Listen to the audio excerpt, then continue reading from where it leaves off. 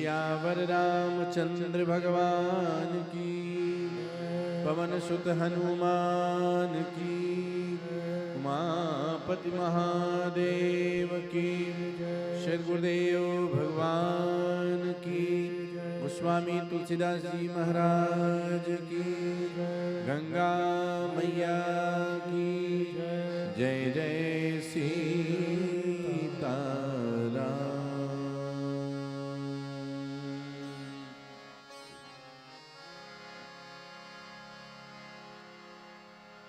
श्री रामचरितमानस सप्तदिवसीय कथा ज्ञान यज्ञ का आज हम लोग प्रथम दिवस में हैं।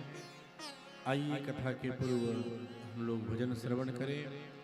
सर्वप्रथम गणेश वंदना, तत्पश्चात विनय पत्रिका से हम लोग भजन श्रवण करेंगे। गौरी पुत्र गणेश को सुमिरो बारंबार, विघ्न मिटे संकट कटे, मंगल हो अपार। गजानंद आनंदमय करो हृदय में वास, रिद्धि सिद्धि संग आओ प्रभु तुम्हें मनाए आज। बोलिए गणेश जी महाराज की जय।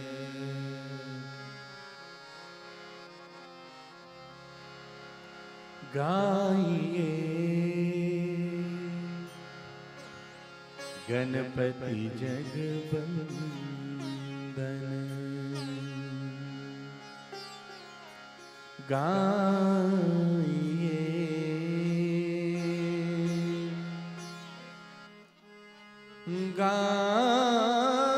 गाइए गाइए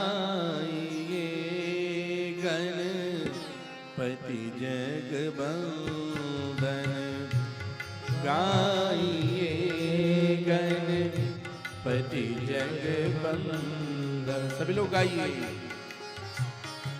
गाइए गणपति जगवंदन, गाइए गणपति जगवंदन।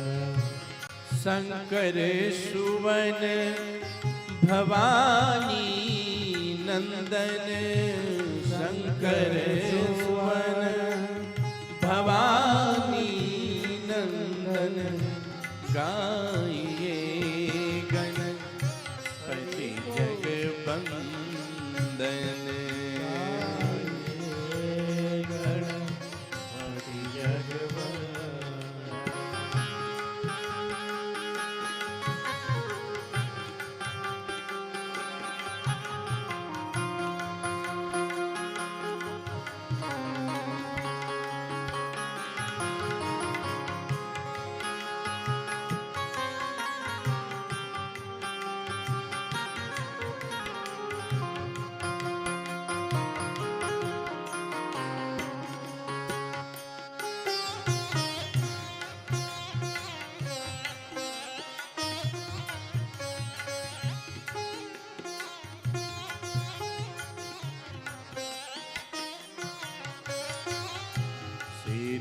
सदन गज बदन विनायक, सीधी सदन गज बदन विनायक।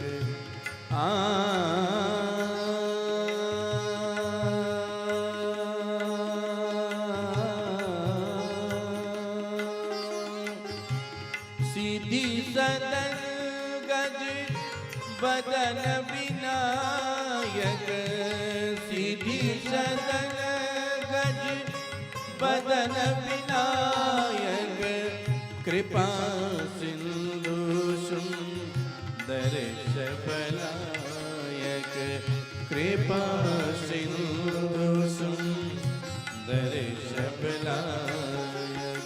गाइए गणपति जगवंदन गाइए गणपति जगवंदन।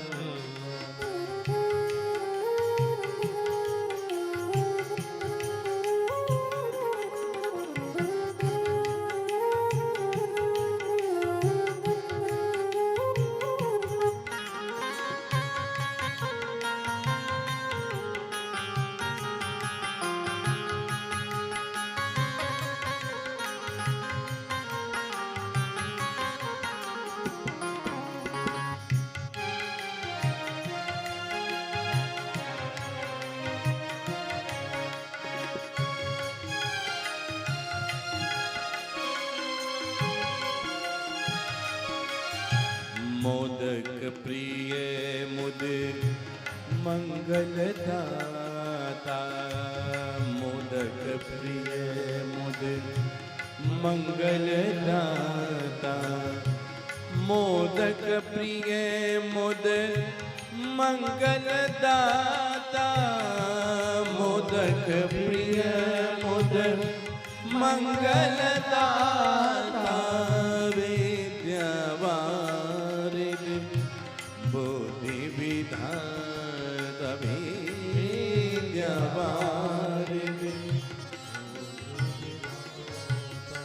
गाइए गणपति जगवंदन गाइए गणपति जगवंदन।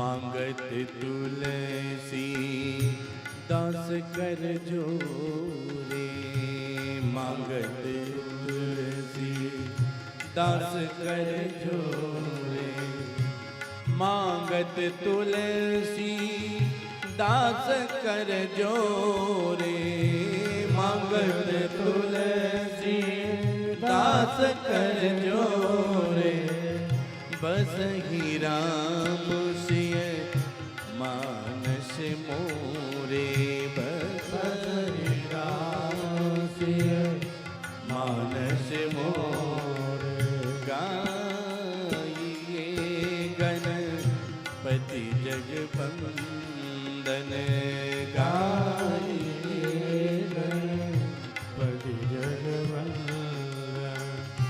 शंकर सुवन भवानी नंदन, शंकर सुवन भवानी नंदन गाइए गणपति जगवंदन गाइए गणपति जगवंदन गाइए गाइए गाइए गणपति जगवंदन।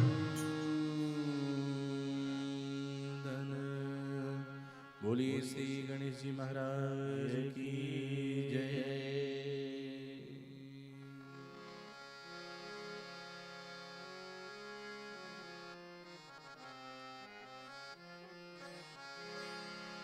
राम नाम मन दीप धरो,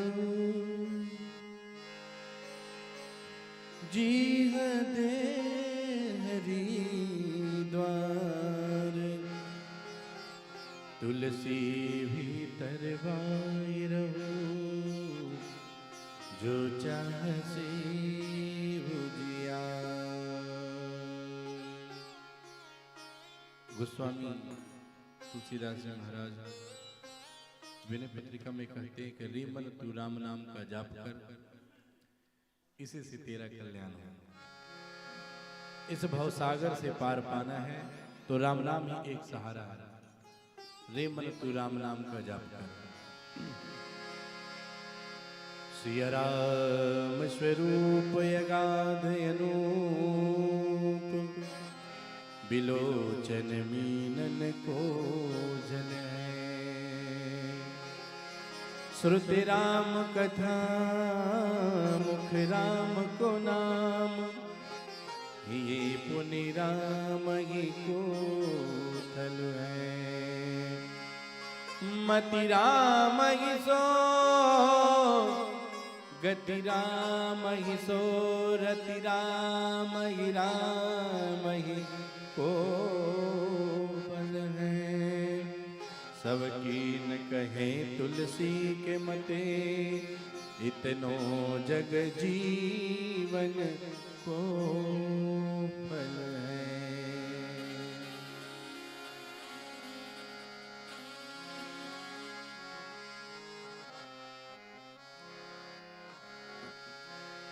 राम जपू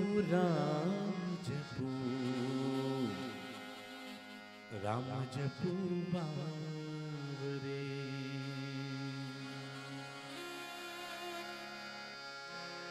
घोर भव निरनिधि, नाम निज नावरे। घोर भव निरनिधि, नाम निज नावरे। सभी लोग हमारे साथ गाएंगे। राम जपू राम जपू बावरे। राम जपू राम जपू गाइए। राम जपू राम जपू बावरे। राम जपू राम जपू बावरे। राम जपू बावरे।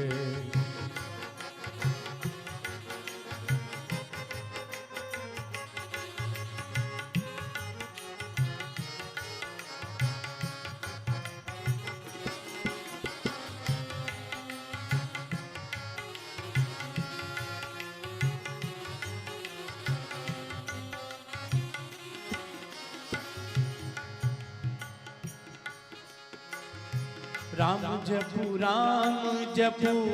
राम जपू बावरे।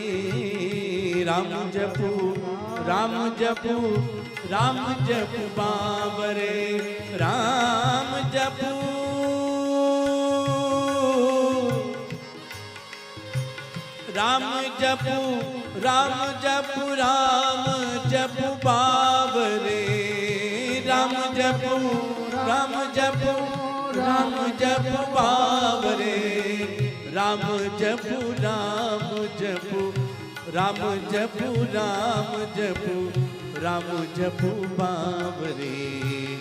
राम जपू बावरे। राम जपू बावरे। राम जपू बावरे।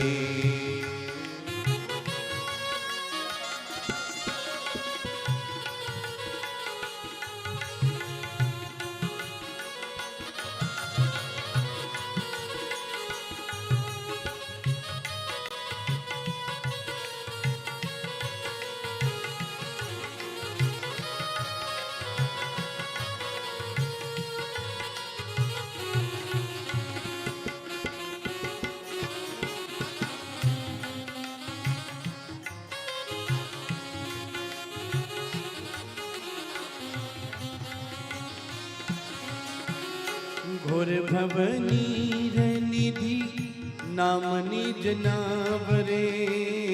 घोर भवनीर निधि, नाम निज नाम रे। घोर भव निरनिधि नाम निज नाम रे। घोर भव निरनिधि नाम निज नाम रे। राम जपु राम जपु राम जपु बाबरे। राम जपु राम जपु राम जपु बाबरे।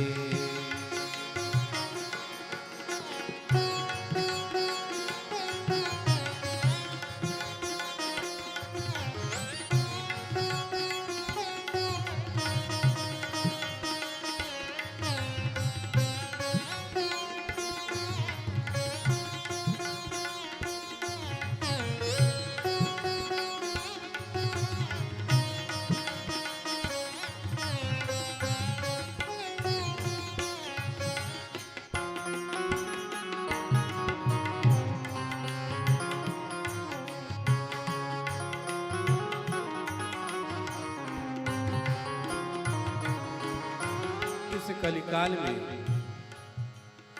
कलयुग केवल नाम आधार है। इस कलिकाल में केवल राम नाम ही एक आधार है जो मनुष्य को भव से पार लगा सकता है, दूसरा और कोई नहीं। एक ही साधन सब रिधि सिद्धि साधरे। एक ही साधन सब रिधि सिद्धि साधरे। एक ही नाम सध जाए, साधना केवल राम नाम की करे तो जितने रिद्धि सिद्धि नवनिधि है सब उस मनुष्य के पास सहज रूप से आ जाती है। एक ही साधन सब रिधि सिद्धि साधरे। एक ही साधन सब रिधि सिद्धि साधरे। एक ही साधन सब रिधि सिद्धि साधरे। एक ही साधन सब रिधि सिद्धि साधरे। और ग्रस कली रोग जोग, ग्रस कली रोग जोग संयम समाधि रे। राम जपु राम जपु राम जपु बाबरे। राम जपु राम जपु राम जपु बाबरे। राम जपु राम जपु राम जपु बाबरे। राम जपु राम जपु राम जपु बाबरे। राम जपु राम जपु राम जपु राम जपु राम जपु बाबरे। राम जपु राम जपु राम जपु बाबरे। राम जपु राम जपु राम जपु बाबरे।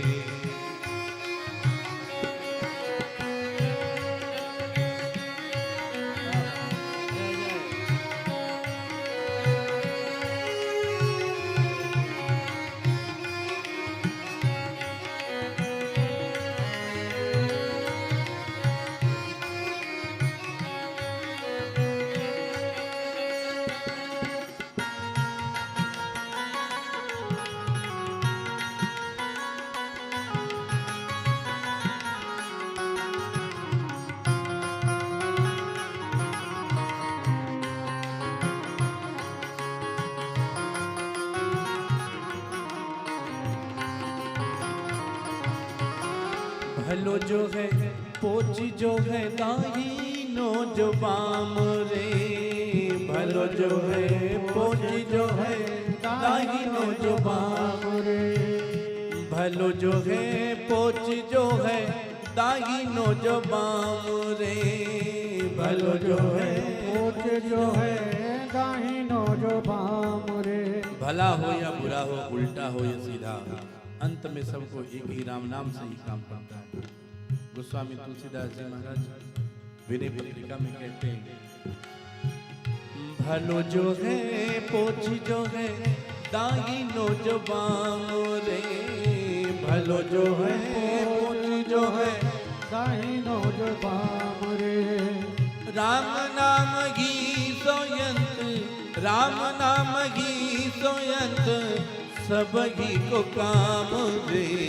राम जपु राम जपु राम जपु राम जपु राम जपु राम जपु बाम रे।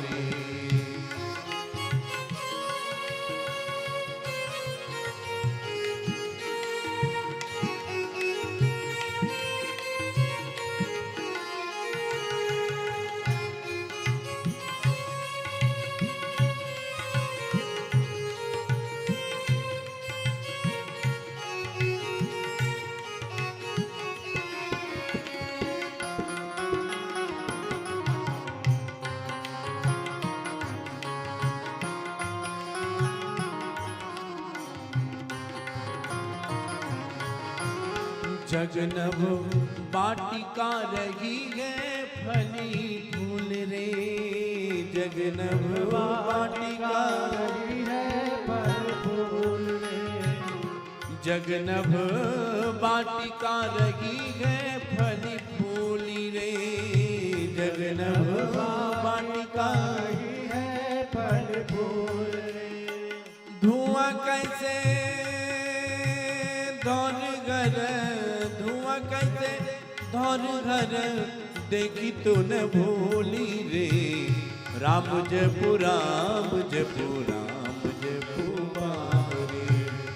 राम जपु राम जपु राम जपु बाम रे। राम जपु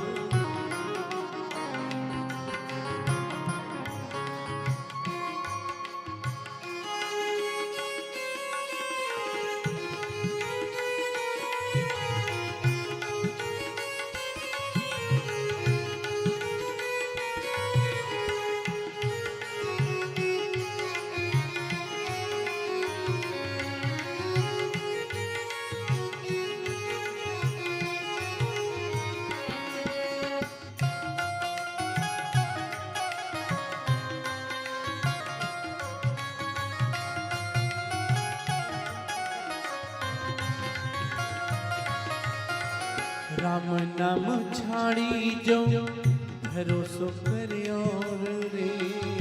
राम नाम छाड़ी जो भरोसा करे और रे।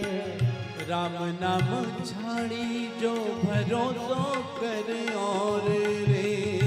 राम नाम छाड़ी जो भरोसा करे और रे। तुलसी परोसो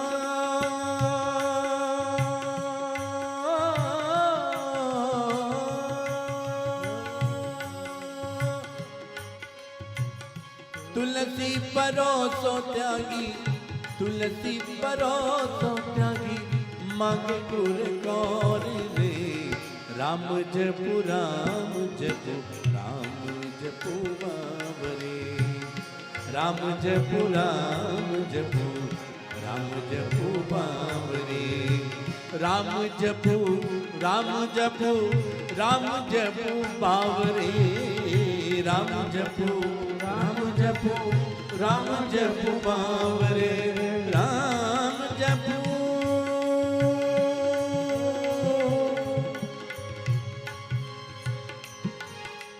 राम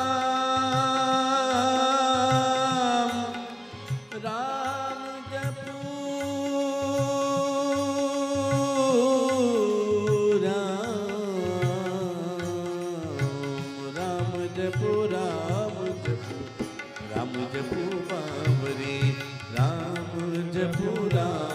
जपु राम जपु बावरे। राम जपु राम जपु बावरे। राम जपु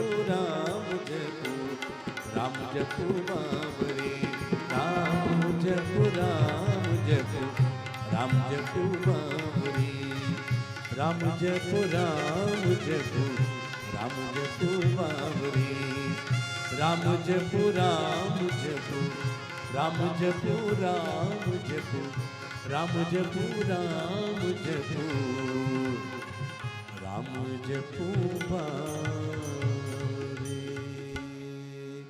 बोलिए श्याम रामचंद्र भगवान की जय। श्री राम किंकर विचार मिशन रायपुर की ओर से आप सभी का स्वागत, अभिवादन, अभिनंदन करते हैं। श्री राम किंकर प्रवचन माला का ये 16वां वर्ष परम पूज्यपाद महाराज श्री के चरणों में कोटिशाह वंदन, परम श्रद्धेय भाई जी के चरणों में सादर प्रणाम निवेदित करते हुए हम आपको बताना चाहेंगे, आज से आगामी 10 जनवरी तक प्रतिदिन संध्या 7 बजे से आप श्री राम कथा का अमृत रसपान कर पाएंगे। 6:30 से चित्रकूट से पधारे श्री विक्रम मिश्रा जी और मिथिला से पधारे श्री अनिल पाठक जी का भक्ति संगीत का कार्यक्रम होगा। आप सभी से हमारा करबद्ध आग्रह होगा कि आप समय से पूर्व आकर अपना स्थान सुनिश्चित कर लेंगे। साथ ही हम आपसे करबद्ध आग्रह करना चाहते हैं, कथा से पूर्व आप सभी अपना मोबाइल चेक कर लें कि वो साइलेंट मोड पर है अथवा उसका स्विच ऑफ कर दें, ताकि कथा में किसी प्रकार का व्यवधान उत्पन्न न हो। यदि कथा आरंभ होने के पश्चात आप आते हैं तो पुनः आपसे आग्रह होगा कि आप सभी पीछे अपना स्थान सुनिश्चित करेंगे ताकि कथा में किसी प्रकार की बाधा उत्पन्न न हो। इन सभी आग्रह के साथ कुछ देर पश्चात हम इस राम कथा में अवगाहन करेंगे परम श्रद्धेय भाई जी के श्रीमुख से। अभी राम नाम संकीर्तन श्री अनिल पाठक जी और विक्रम जी के साथ।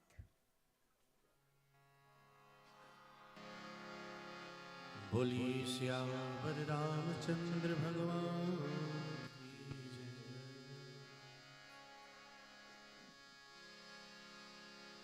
सी कहते सुख उपजे,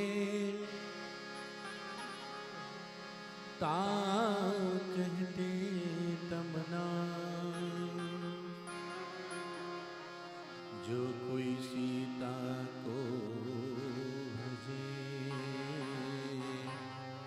तो राम न छाड़े साथ। जितने भी भक्त यहाँ उपस्थित हैं सभी हमारे साथ संकीर्तन करेंगे। श्री किशोरी जी से विनती करेंगे, हमारी स्वामिनी सियाजू, हमारी स्वामिनी सियाजू, कृपा एक बार हो जाए। हमारी स्वामिनी सियाजू, हमारी स्वामिनी सियाजू, कृपा एक बार हो जाए।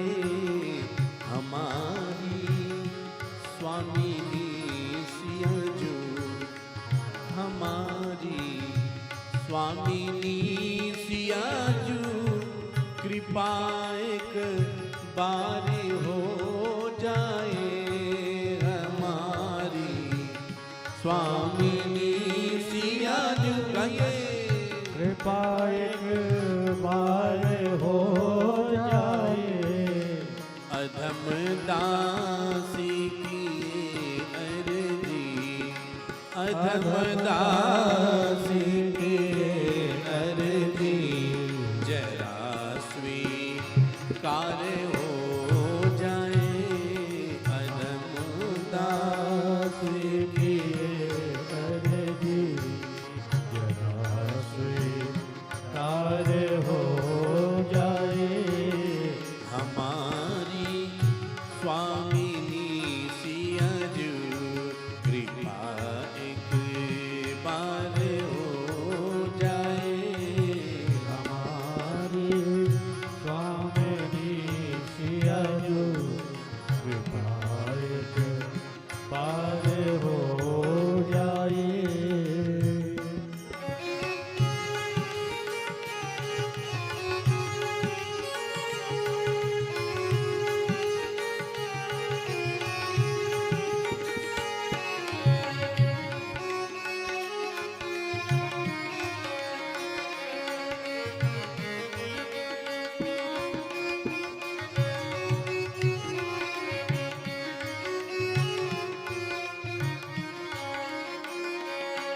कृपा की खान हो स्वामिनी, दया सागर है रघुनंदन, कृपा की खान हो स्वामिनी, दया सागर है रघुनंदन, हमें भी इस कृपा कण में, हमें भी इस कृपा कण में अचल अधिकार हो जाए हमारी, स्वामी जी सिया जो कृपा एक बार हो जाए हमारी, स्वामी सिया जो।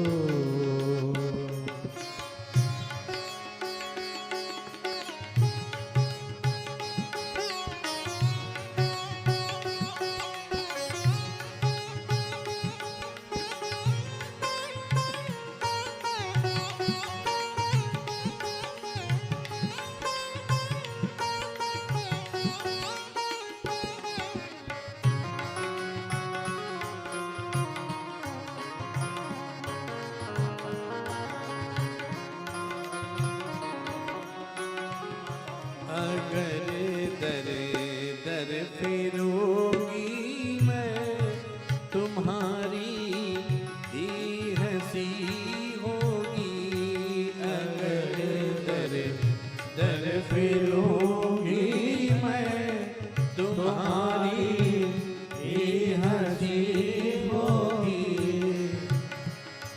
कृपा कर स्नेह को दे दो, कृपा कर स्नेह को दे दो, तो मेरा पार हो जाए हमारी, स्वामी जी सिया जो कृपा एक बार हो जाए, अधम दासी की अर्जी स्वीकार हो जाए हमारी, स्वामी जी सिया जो हमारी, स्वामी जी सिया जो हमारी, स्वामी जी सिया जो। श्री राम किंकर विचार मिशन रायपुर के तत्वावधान में श्री राम किंकर प्रवचनमाला का आज प्रथम दिवस परम पूज्य गुरुदेव महाराज श्री के चरणों में प्रणाम निवेदित, परम श्रद्धेय भाई जी के चरणों में कोटिशाह प्रणाम। आप सभी भक्त रसिकों का अभिनंदन, अभिवादन। विगत 15 वर्षों से हम और आप श्री रामचरितमानस के विविध प्रसंगों की श्री राम कथा में अवगाहन करते आए हैं। पुनः इस वर्ष एक नए और भावनात्मक प्रसंग श्री सीता जी की महिमा पर केंद्रित होगा। आप सभी से हमारा आग्रह होगा कि प्रथम दिवस से आप सभी समय से पूर्व उपस्थित हों, ताकि विश्राम दिवस तक आप पूरी कथा का आनंद ले सकेंगे। महारामायण में 33 देवियों का उल्लेख है। उनमें सीता जी को आद्य शक्ति के रूप में निरूपित किया गया है। इसमें माता सीता को सूयते यानी जगत की उत्पत्तिकर्ता, सवती ऐश्वर्य युक्त, स्यति संहारकर्ता, सुवती सत्प्रेरणा देने वाली, सिनोती वश में करने वाली और श्यामते सर्वत्र गामिनी कहा गया। दूसरे आर्ष ग्रंथों में सीता जी के नाम मात्र लिंगी, फलोत्पन्न, अग्निगर्भा, रत्नावली, धरणिता, भूमिजा, भूसुता, भूमिसुता, धरती से उत्पन्न होने के कारण अयोनिजा, अमानवीय उत्पत्ति और मैथिली, जानकी, वैदेही और राम वल्लभा नाम से संबोधित किया गया। इस वर्ष का प्रसंग श्री माता सीता के जीवन चरित्र पर केंद्रित है। आइए आज व्यासपीठ पर पूजन अर्चन के लिए आमंत्रित करती हूँ डॉक्टर नवनीत जी जैन और उनके परिवार को।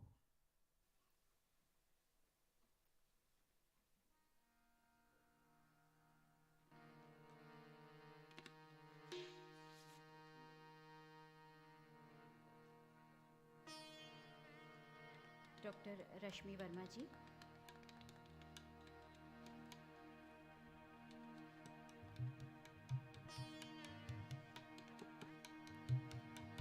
हरि ओम।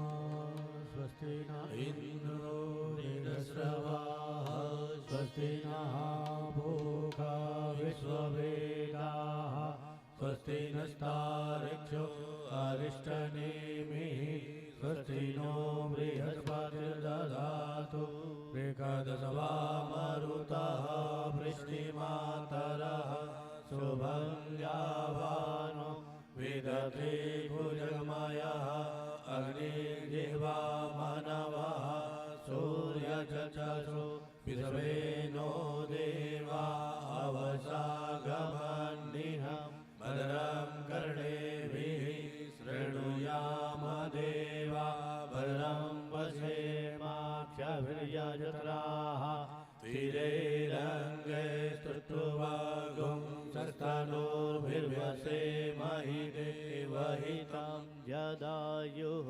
शतमेन्दो शरदो अन्ति देवा यद्रा न यद्रा जलसम्पदो नाम पुत्रासो यत्र पितरो भवन्ति मानो मर्यादिर्गतायुर्गन्तो अदितिर्द्योरदितिरन्तरिक्षमदितिर्माता स पिता स पुत्रः विश्वे देवा अदितिः पञ्चजना अदितिर्जातमदितिर्जनित्वम् द्योः शान्तिरन्तरिक्षगुं शान्तिः पृथिवी शान्तिराप शान्तिरोगधयः शान्तिः वनस्पतयः शान्तिर्विश्वे देवाः शान्ति ब्रह्म शान्तिः सर्वगुं शान्तिः शान्तिरेव शान्तिः सामा शान्तिरेधि। गुरुर्ब्रह्मा गुरुर्विष्णु गुरुर्देवो महेश्वर गुरु साक्षात् परब्रह्म तस्मै श्री गुरुवे नमः। जय सिया राम। राम कथा श्रवण हेतु आज हमारे बीच जस्टिस श्री R.C. सामंत जी, अध्यक्ष आर्बिट्रेशनल ट्रिब्यूनल छत्तीसगढ़, हमारे बीच उपस्थित हैं। मैं उन्हें पूज्य महाराज श्री के स्वागत के लिए आमंत्रित करता हूँ।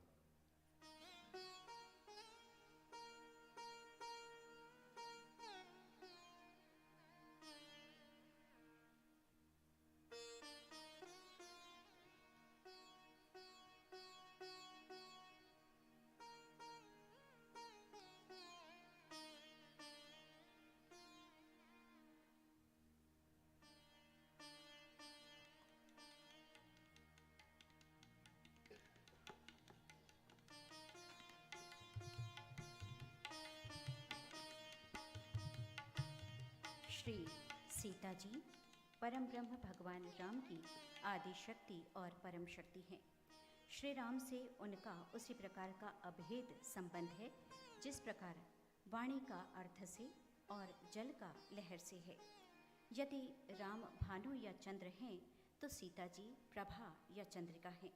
आप देखेंगे कि श्री रामचरितमानस के प्रारंभिक मंगलाचरण में राम वल्लभा सीता का अभिवादन करते हुए तुलसीदास जी ने लिखा, उद्भव स्थिति संहार कारिणी क्लेश हारिणीम सर्वश्रेयस्करीम सीताम नतोहम राम वल्लभाम। अर्थात उन्हें संसार का सृजन, पालन और संहार करने वाली शक्ति के रूप में देखा गया है। तदपि वे श्री राम की भक्त हैं, मन वचन कर्म से उनके चरणों में अनुरक्त हैं। श्री सीता जी को प्रभु के बिना संसार में कहीं कुछ भी सुख अनुभव नहीं होता। यथार्थतः श्री सीता जी राम भक्ति में त्याग, संयम, कष्ट सहिष्णुता, गृहत्व, पतिव्रत जैसे गुणों का समष्टि रूप दिखाई देता है। यही कारण है कि जनक सुता जग जननी जानकी करुणा निधान की अतिशय प्रिय हैं। उनकी राम भक्ति की अनन्यता हम इस वर्ष के प्रसंग में श्रवण करेंगे।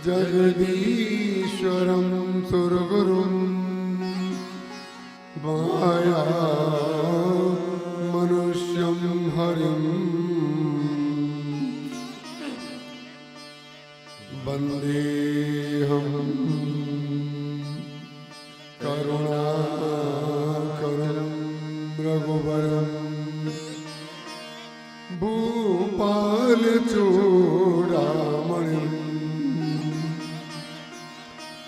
रक्ताम्बोज दलाभिराम नयनं पीताम्बरा लङ्कितं श्यामं द्विभुजं प्रसन्नवदनं श्रीसीतया शोभितं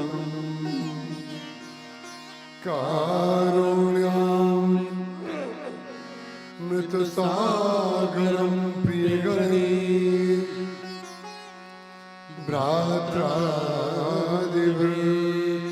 भ्रात्रादिभिर्भावितं वन्दे विष्णु शिवादिसेव्यमनिशं भक्तिसिद्धिप्रदम् अतुलितबलधामम्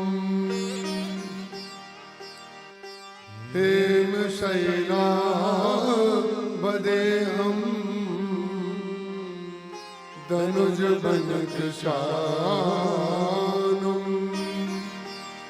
ज्ञानिनामग्रगण्यं सकलगुणनिधानं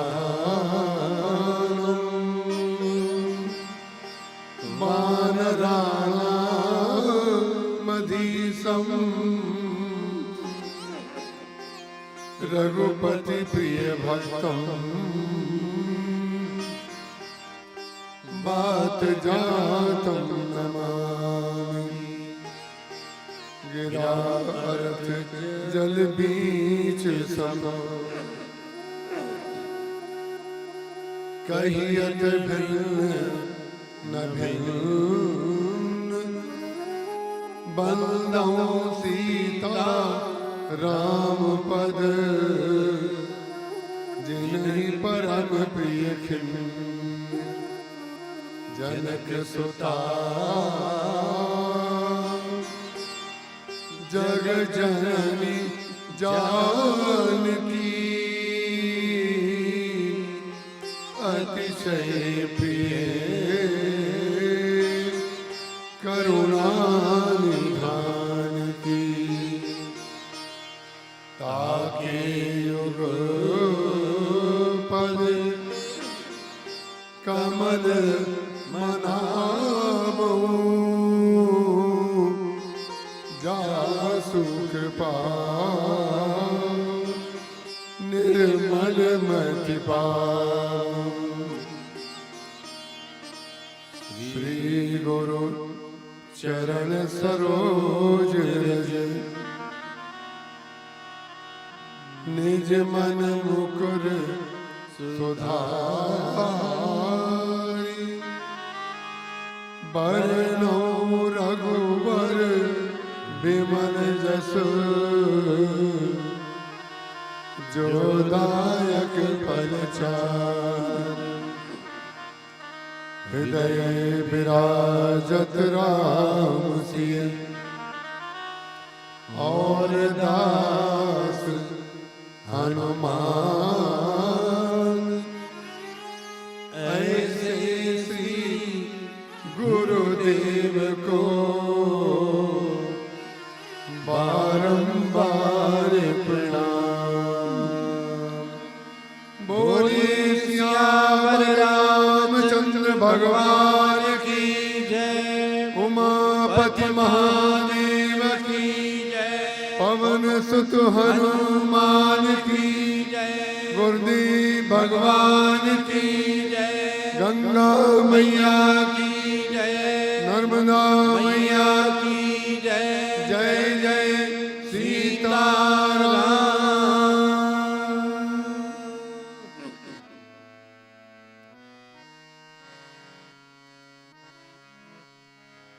मैं अपनी संपूर्ण श्रद्धा श्री रामचरितमानस गोस्वामी श्री तुलसीदास जी महाराज और अपने गुरुदेव के श्री चरणों में अर्पित करता हूँ।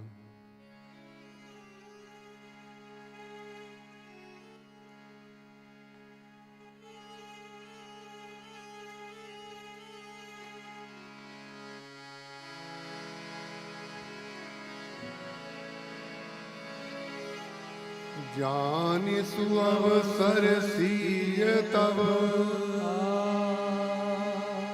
पठई जनक बुलाई। चतुर सखी सुंदर सकल सादर चली लवाई।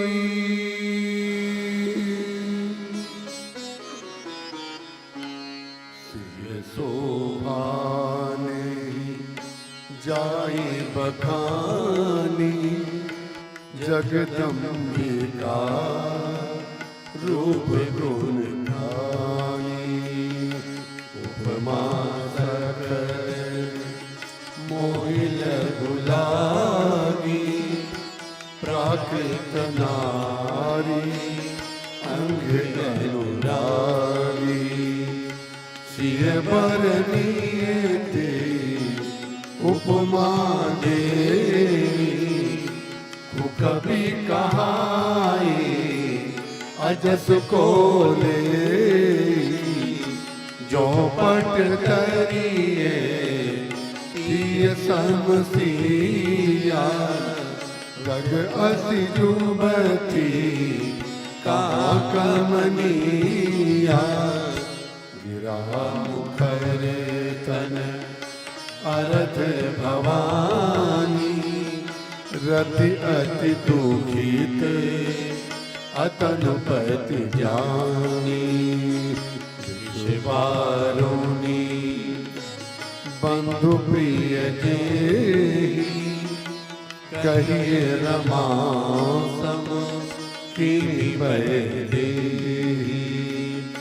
जो छवि सुधा पयोनिधि होई परम रूप में कच्छप सोई। शोभारज मंदर श्रृंगारू मथे पानी पंकजे निज मारू। शोभारज मंदर श्रृंगारू मथे पानी पंकज निज मारू।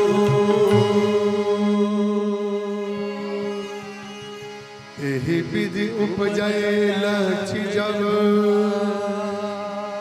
सुंदरता सुखमू। तदति सकोच समेत कवि कहीं श्रीय समदू। बोलिए श्यावर रामचंद्र भगवान की जय।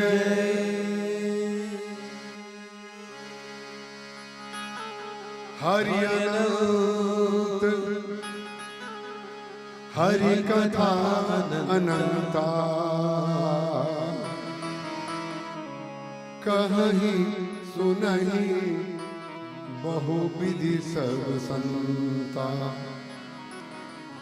राम अनंत अनंत गुण अमित कथा विस्तार। सुनी आचरजु न न मानी हैं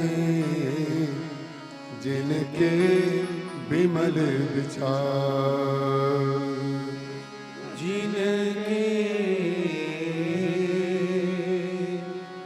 विमल विचार।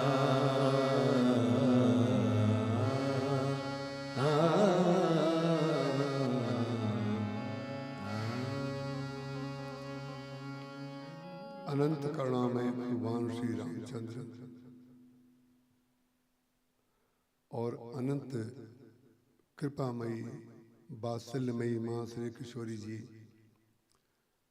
और गुरुदेव भगवान की महती कृपा के फलस्वरूप ये हमें सौभाग्य प्राप्त हुआ कि अगले 7 दिन तक आपके समक्ष भगवती जगदम्बिका श्री सीता जी के महत् चरित्र के विषय में कुछ वाणी पुष्प चढ़ाने का सौभाग्य प्राप्त हुआ। आप सुन करके अपने सौभाग्य को सराहेंगे और हम कह करके अपने सौभाग्य को सराहेंगे। मैं आते समय श्री पुरुषोत्तम जी सिंघानिया से कह रहा था, कितने सर्किल आते हैं तब हम यहाँ पहुँच पाते हैं, और जीवन में भी कितने सर्किल आते हैं तब हम यहाँ तक पहुँच पाते हैं। इसको आप वाणी का प्रलाप मत मानिएगा, ये हृदय का तत्व है। इस कथा का जब पुनर्जन्म हुआ, हम जब कोई शब्द कहते हैं तो अपने किसी भावराज में कहते हैं, आप उसको रूढ़ अर्थ में मत लीजिएगा। महाराज जी के पश्चात जब पुनर्जन्म इस कथा का हुआ तो उसका खंबा गाड़ने वाले आदरणीय महाराज जी के अत्यंत कृपा पात्र डॉक्टर नवनीत जी जैन, जिन्होंने आज पूजन किया, और उनकी करुणामयी माता जी जो संजोग से स्वास्थ्य के कारण नहीं आ पाई, लेकिन जो आ पाए हम उसका भी स्मरण करते हैं, और जो नहीं आ पाए उसका भी स्मरण करते हैं। हम प्रत्यक्ष और अप्रत्यक्ष में कोई अंतर नहीं मानते, हम निर्गुण और सगुण में भी कोई अंतर नहीं मानते हैं। और फिर उसका पुनर्जन्म होने के पश्चात जब वृक्ष बड़ा हो गया तो उसमें हमारे सत्यनारायण जी सिंघानिया जी का परिवार, और मूल रूप में देखें तो श्री जमुना लाल जी सिंघानिया का सुहृद परिवार, जिनकी भावना पूरे बच्चे से लेकर बड़े तक सब में आच्छादित है, ऐसे पुरुषोत्तम जी, ओमी भैया आदि जितने भी भक्तजन हैं सब लोग उसमें लग गए। उन सबके प्रति और आज हमारे बीच बड़े भक्त आदरणीय श्री गौरी शंकर जी अग्रवाल, पिछली बार जब मैं उनके घर गया था तो दिव्य पूजन हो रहा था, साहब की भक्ति भावना के हमने दर्शन किए। हम पूर्व शब्द नहीं बोलते किसी के लिए, जो कथा में बैठा हुआ है वो पूर्व हो ही नहीं सकता, वो वर्तमान है। पूर्व तो पद होता है, भगवान का भक्त वर्तमान रहता है। हम इसीलिए किसी व्यक्ति के साथ पूर्व शब्द नहीं जोड़ते। श्री गौरी शंकर जी अग्रवाल पधारे, और आज जिनसे हम पहली बार जिनको देख रहे हैं और जिनके द्वारा आपका परिचय मिला है, आपने अपनी पुत्री उनको माना है और वो आपको पिता के रूप में मानती हैं। आदरणीय उदय लक्ष्मी जी परमार, उन्होंने आपका मुझे परिचय दिया था। न्यायमूर्ति श्री RCS सामंत जी, वर्तमान में अध्यक्ष आर्बिट्रेशन टर्मिनल छत्तीसगढ़ के, आप पधारे इतनी दूर से, आपका हम बहुत स्वागत करते हैं। जितने भक्त बैठे हैं उनके चरणों में मैं प्रणाम करता हूँ और कथा की पहली संध्या में आपका स्वागत करता हूं।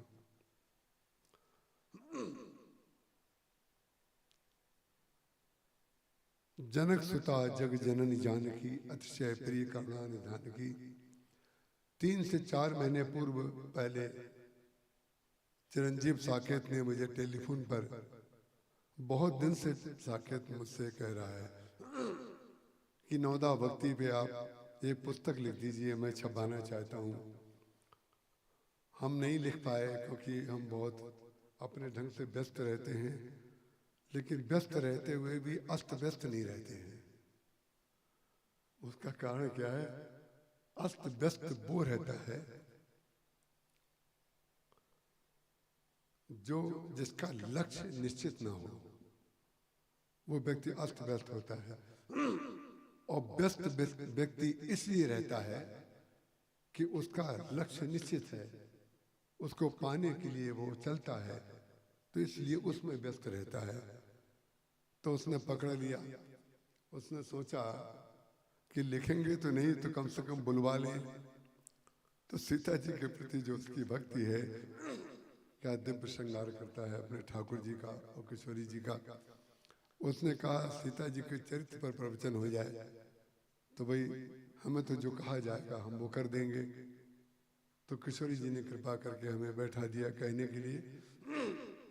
संक्षेप में आपके समक्ष उनके अनंत चरित्र में से कुछ बातें आपके समक्ष कही जाएंगी। और प्रारंभ में कल सुंदरकांड के पाठ के समय जो किशोरी जी का आदेश हुआ, क्योंकि जब कोई प्रसंग चुना जाता है तो आप तो केवल श्रोता होते हैं, लेकिन वक्ता के सामने पूरा ग्रंथ होता है और उसका मस्तिष्क केंद्रित हो जाता है एक बिंदु पर। तो समुद्र में से बिंदु निकालने जैसी स्थिति उसकी होती है। तो जब वक्ता अपने प्रसंग का चयन करता है तो उस समय ना जाने कितनी व्यवहारिक परंपराएं भूल जाता है। और व्यवहारिक परंपराएं भूल जाने का परिणाम यह होता है कि व्यवहार को महत्व देने वाले व्यक्ति उसको कुटिलमति मानते हैं।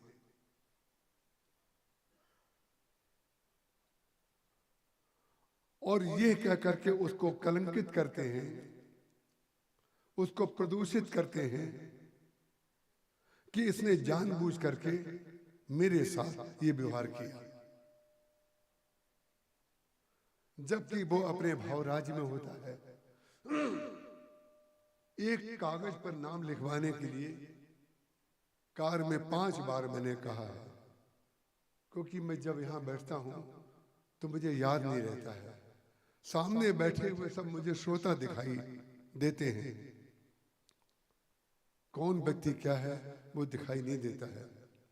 लेकिन कथा जो है वो लौकिक और पारलौकिक दोनों को मिला करके कही जाती है।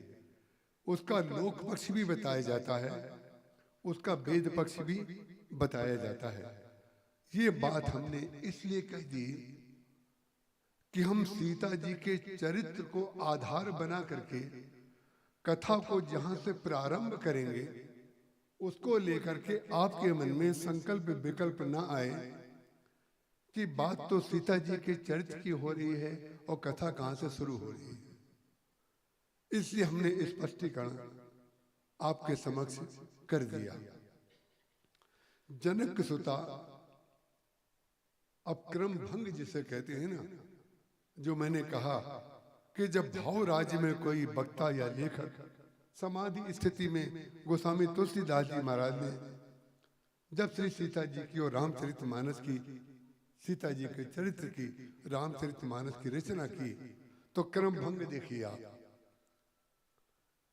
जो शिक्षाविद होते हैं, जो पढ़े लिखे होते हैं ग्रंथों को, पुस्तकों को, जिनके पास बड़ी बड़ी डिग्रियां होती हैं, वो निश्चित रूप से इसमें कर्म भंग कह सकते हैं। गोस्वामी तुलसीदास जी का दोष निकाल करके ये बता सकते हैं कि गोस्वामी जी लिखना भूल गए, लिखना ये चाहिए और लिख दिया कुछ और।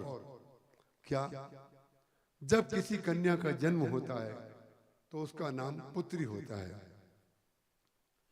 फिर इसका विवाह होता है, फिर उसका नाम पत्नी पड़ जाता है, फिर उसको संतान उत्पन्न जब होती है, बच्चे होते हैं, तब उसका नाम मां पड़ जाता है। लेकिन गोस्वामी तुलसीदास जी ने श्री सीता जी की जब वंदना की तो उसमें क्रम भंग कर दिया। और क्रम भंग जो है शास्त्रीय दृष्टि से दोष माना जा सकता है, शिक्षाविदों की दृष्टि से दोष माना जा सकता है, लेकिन भावराज में जब व्यक्ति पहुंच जाता है तो दोष भी गुण के रूप में बदल जाता है। कैसे गुण के रूप में बदल जाता है? जनक सुता, पहले तो उन्होंने ध्यान रखा आप जनक जी की पुत्री हैं, फिर कहा जग जननी जानकी, आप सारे संसार की मां हैं। तो भगवान राम को भूल गए क्या? अभी भगवान राम से विवाह हुआ है तो उनका नाम, उनसे संबंध कैसे भूल गए? उन्होंने कहा मां उनसे संबंध बाद में होगा, पहले हम बच्चों का ध्यान रखिए। मां की प्रधानता, ध्यान रखिएगा, मां की प्रधानता, उसके स्नेह की प्रधानता, स्त्री के प्रेम की प्रधानता पति में नहीं होती है, बच्चे में होती है। पति में नहीं होती, बच्चे में होती है। जनक सुता जग जननी जानकी, जो संसार पति पत्नी के संबंध को प्रेम मानता है वो तो लौकिक व्यवस्था मानता है। प्रेम का वास्तविक स्वरूप जो है वो मां का तब दिखाई देता है जब अपने पति की बात की अवहेलना करके वो अपने बच्चे को गले से लगा लेती है, बच्चे को गले से लगा लेती है। बच्चा अगर रो रहा है, पति कार्यालय जा रहा है, उसका टिफिन देना है तो टिफिन बीच की टेबल पे रख दिया जाएगा और उनको आज्ञा दे दी जाएगी कि आप अपना टिफिन उठा लीजिएगा, और मां जाकर के अपने बच्चे को हृदय से लगा लेंगे। और जो बच्चा बोल भी नहीं पाता है, जो बच्चा बोल नहीं पाता, उसकी भावना को, जो बोल नहीं पा रहा है, छोटा सा बच्चा है, पलंग पर बैठा हुआ रो रहा है, वो क्या चाहता है वो बिना बोले समझ लेती है। पति को तो पत्नी से बोलना पड़ता है कि मैं तुम्हें प्राण से भी ज्यादा प्यार करता हूं। जब आप किसी से ये कहते हैं प्राण से ज्यादा हम प्यार आपसे करते हैं, तो आपको पता है आप जिसके लिए कह रहे हैं कि आप प्राण से ज्यादा प्यार करते हैं, उससे प्यार नहीं कर रहे हैं, आप प्राण से प्यार कर रहे हैं। क्योंकि आपको मालूम है इनसे नहीं कहेंगे तो ये बुरा मान जाएंगी, और प्राण को इनसे ज्यादा, प्राण से ज्यादा प्यारा इनको बता देंगे तो प्राण हमारा इतना अपना है कि वो हमें छोड़ करके कभी नहीं जाएगा। ये प्रेम का निर्गुण स्वरूप है जो प्राण के रूप में है। और लौकिक भाषा, संसार का व्यक्ति लौकिक होने के कारण लौकिक भाषा को सुनने का इतना अभ्यस्त हो जाता है कि जिसको हमने हृदय में स्थान दिया है वो हृदय से निकल करके सामने अपने अहंकार के कारण लौकिक नाम की इच्छा रखता है, लौकिक नाम की इच्छा रखता है। शिष्य वो है जो गुरु के हृदय में निवास करता है, भक्त वो है जो भगवान के हृदय में निवास करता है, मित्र वो है जो अपने मित्र के हृदय में निवास करता है। आपका, हमने 2 बच्चे थे, नाम नहीं लेंगे, शहर का भी नाम नहीं लेंगे, हमने उन बच्चों से पूछा, छोटी उम्र के हैं, मेरे पास आए हुए थे, मैंने उनसे पूछा एक बात बताओ, ध्यान से सुनिएगा, जनक सुता जग जननी जानकी। मैंने उनसे पूछा तुम दोनों हमारे सामने बैठे हो और कोई और आ जाए और तुम्हें उठा करके हम कह दें कि तुम वहां चले जाओ और उनको तुम्हारी जगह बैठा दें, तो प्रेम हमारा तुमसे अधिक है कि उनसे ज्यादा है? तो उन बच्चों ने ये बात उत्तर दे दिया, महाराज सारी शिक्षा एक तरफ, हृदय और प्रेम एक तरफ। उसने कहा प्रेम हमारे प्रति आपका ज्यादा है। क्यों?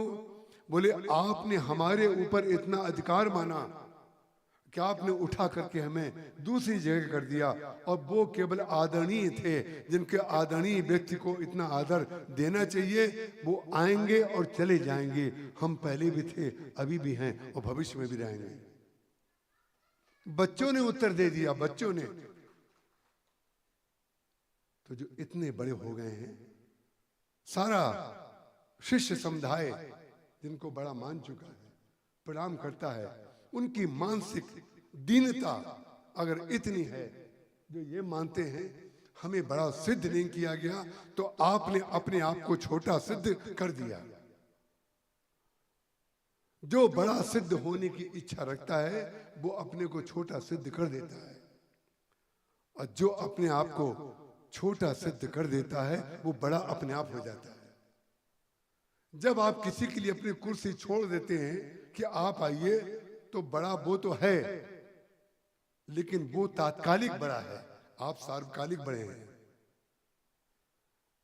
सार्वकालिक व्यक्ति दूसरे को सम्मान देता है, तात्कालिक व्यक्ति स्वयं सम्मान की इच्छा रखता है। जनक सुता बोले विवाह नहीं, जग जननी जानकी, आप पहले मां बन जाइए। उसका कारण क्या है? हमारे बच्चे जो बैठे हुए हैं सामने, पूरे विश्व में अद्वैत, द्वैत और विशिष्टा द्वैत यही है। जनक सुता जग जननी जानकी, अतिशय प्रिय करुणा निधान की, ताके युग पग पद कमल मनावो, जासु कृपा निर्मल मति पावो।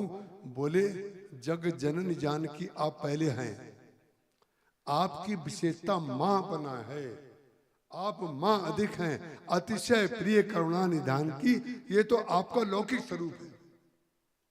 अतिशय प्रिय करुणा निधान की ये लौकिक स्वरूप इसलिए है जो आदरणीय जय जी ने पहले ही बोल दिया, हम बोले उससे पहले बोल दिया। गिरा अर्थ जल बीच सम, कहिए ते भिन्न न भिन्न, बंदों सीता राम पद जिन्हीं परम प्रिय खिन्न। जैसे बूंद में और समुद्र में और लहर में कोई अंतर होता है क्या? समुद्र में भी जल है, लेकिन जब समुद्र का जल बहुत बड़ी सीमा में असीम स्थिति में है तो उसको समुद्र कहा जाता है। फिर जब कभी कभी ज्वार भाटा आता है समुद्र में, तब उसका नाम हो जाता है लहर, और उसमें से कोई बूंद छटक करके आपके ऊपर आ गई तो कहा जाता है कि हमारे ऊपर बूंद आ गई। वही बूंद है, वही लहर है, वही जल है, वही समुद्र है, वही अनंत है, सब कुछ वही है। और जिस क्षण आपके अंदर वो अनंत आकर के बस गया तो आप और वो एक हो जाएंगे, आप और वो एक हो जाएंगे। जो पंक्तियां आपके समक्ष आज पढ़ी गई उसमें गोस्वामी तुलसीदास जी ये पंक्तियां बालकांड की दोहा क्रमांक 246 की हैं। आप चाहें तो अपने घर पर जाकर के इसका पाठ नृत्य कर सकते हैं और ला करके छपवा करके आप यहाँ भी ला सकते हैं, साथ साथ रामायण की चौपाइयाँ पढ़ सकते हैं। उसमें गोस्वामी तुलसीदास जी महाराज जब श्री सीता जी जयमाल डालने के लिए तैयार हैं, उससे पूर्व की ये चौपाइयां हैं। उससे पूर्व की चौपाइयां, कोई भी साहित्यकार जब जयमाल होने वाली है तो जयमाल पहले कराएगा कि उसमें साहित्यिक विश्लेषण करेगा। लेकिन गोस्वामी तुलसीदास जी महाराज ने कहा कि जब श्री किशोरी जी जा रही हैं भगवान की ओर, तो उनकी सुंदरता देखी। गोस्वामी तुलसीदास जी महाराज वर्तमान काल में हुए और त्रेता युग में विवाह हुआ भगवान राम का श्री सीता जी से। उस समय की बात को गोस्वामी तुलसीदास जी महाराज समाधि स्थिति में आज देख रहे हैं। अध्यात्म रामायण को आप पढ़ेंगे, ये जो श्री रामचरितमानस है, क्रम की दृष्टि से अध्यात्म रामायण के अधिक निकट है और इतिहास की दृष्टि से वाल्मीकि रामायण के निकट है। अनेक रामायण हैं, भुसुंडी रामायण है, आदि आदि अनेक रामायण हैं। अनेक रामायणों में क्रम भंग आपको दिखाई देगा। तो जो अनंत के प्रति भावना नहीं रखते हैं, अपने बनाए हुए भगवान की पूजा करते हैं, अपने बनाए हुए धर्म को मानते हैं और उसको मानते हैं यही धर्म सर्वश्रेष्ठ है, वो लोग इस प्रकार की आलोचना करते हैं कि इनके ग्रंथों में यही पता नहीं है। अध्यात्म रामायण में पहले ये होता है, भुसुंडी रामायण में पहले ये होता है, वाल्मीकि रामायण में ये है। गोस्वामी तुलसीदास जी महाराज ये कह रहे हैं, ये भेद नहीं है, ये हमारी व्यापकता है। जिसको दूसरे लोग भेद कहते हैं वो हमारी व्यापकता है।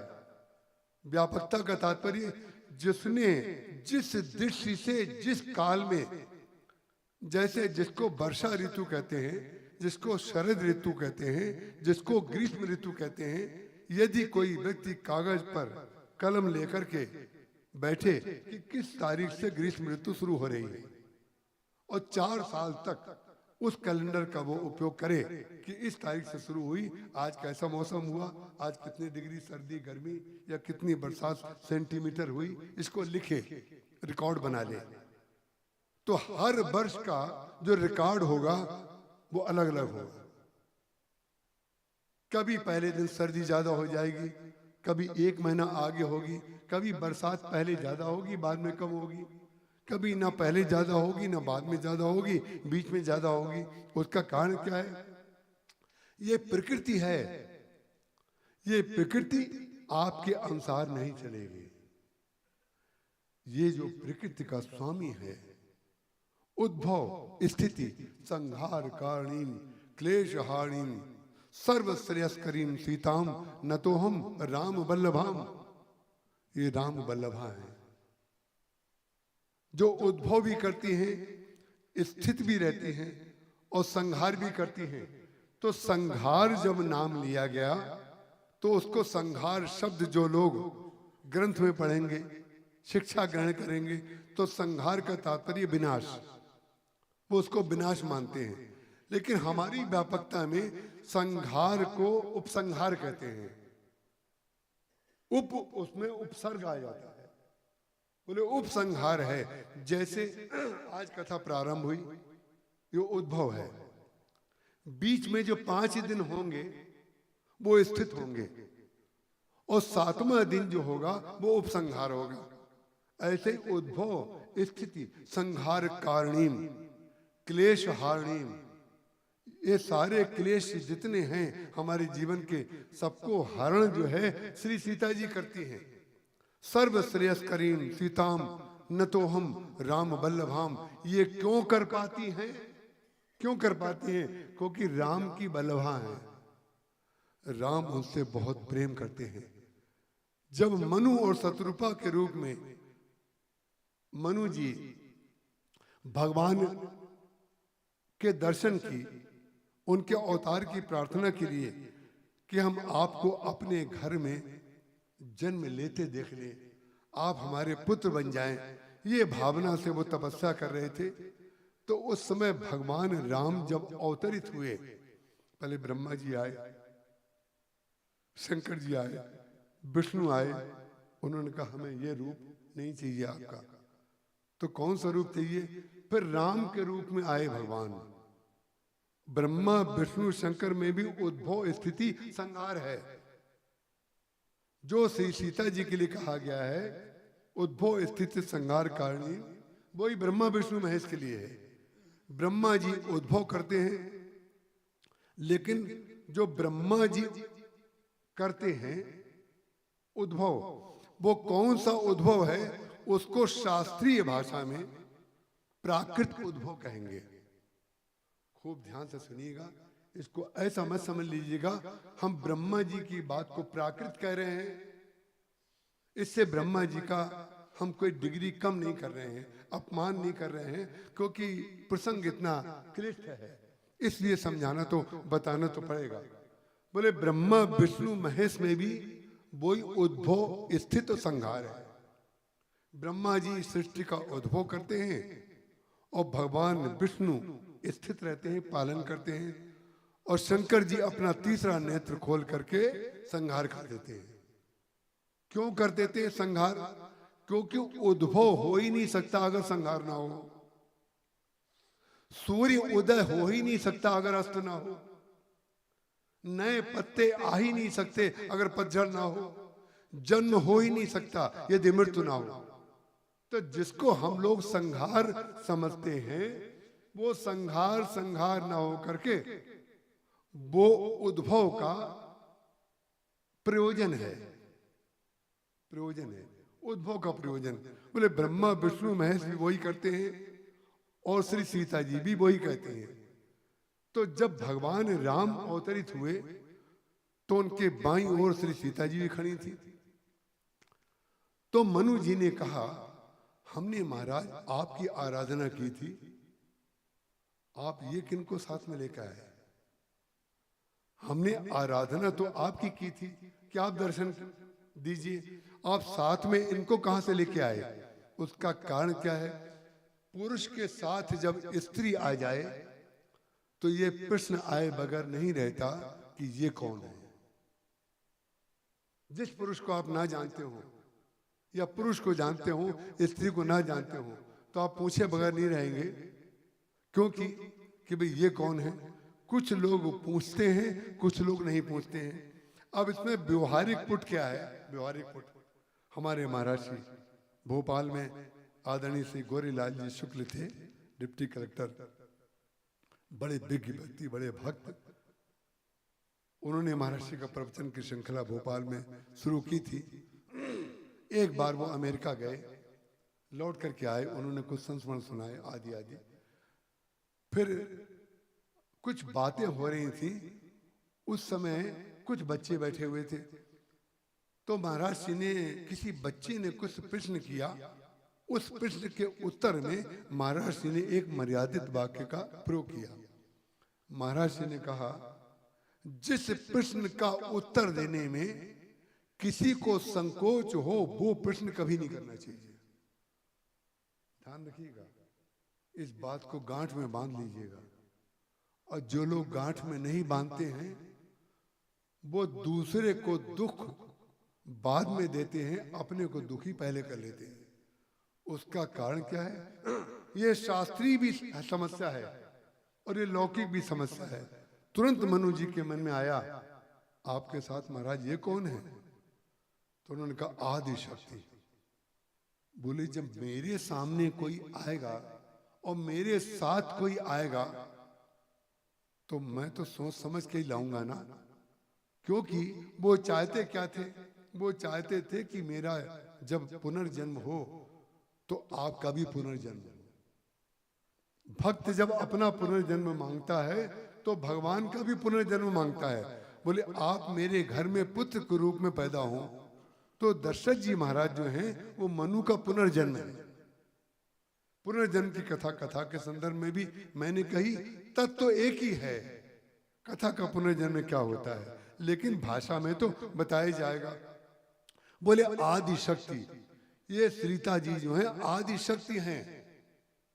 भगवान राम कौन है? बोले शक्तिमान है।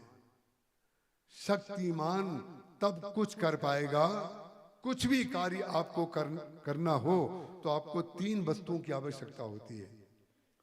एक तो कर्ता हो, और एक करने का ज्ञान हो और एक करने की शक्ति हो। करने की शक्ति हो और करना ना आता हो तो आप औजार को नहीं चला पाएंगे, हथियार को नहीं चला पाएंगे।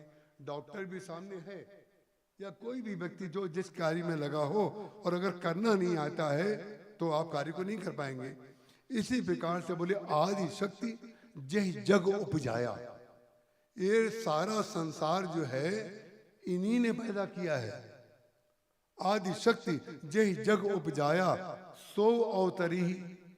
जब हमारा जन्म होगा आपके घर में पुत्र रूप में तो ये भी आएंगी, लेकिन वो आपके घर में नहीं आएंगी, वो विदेह के घर में आएंगी, क्योंकि आपने पुत्र रूप में हमें माना है।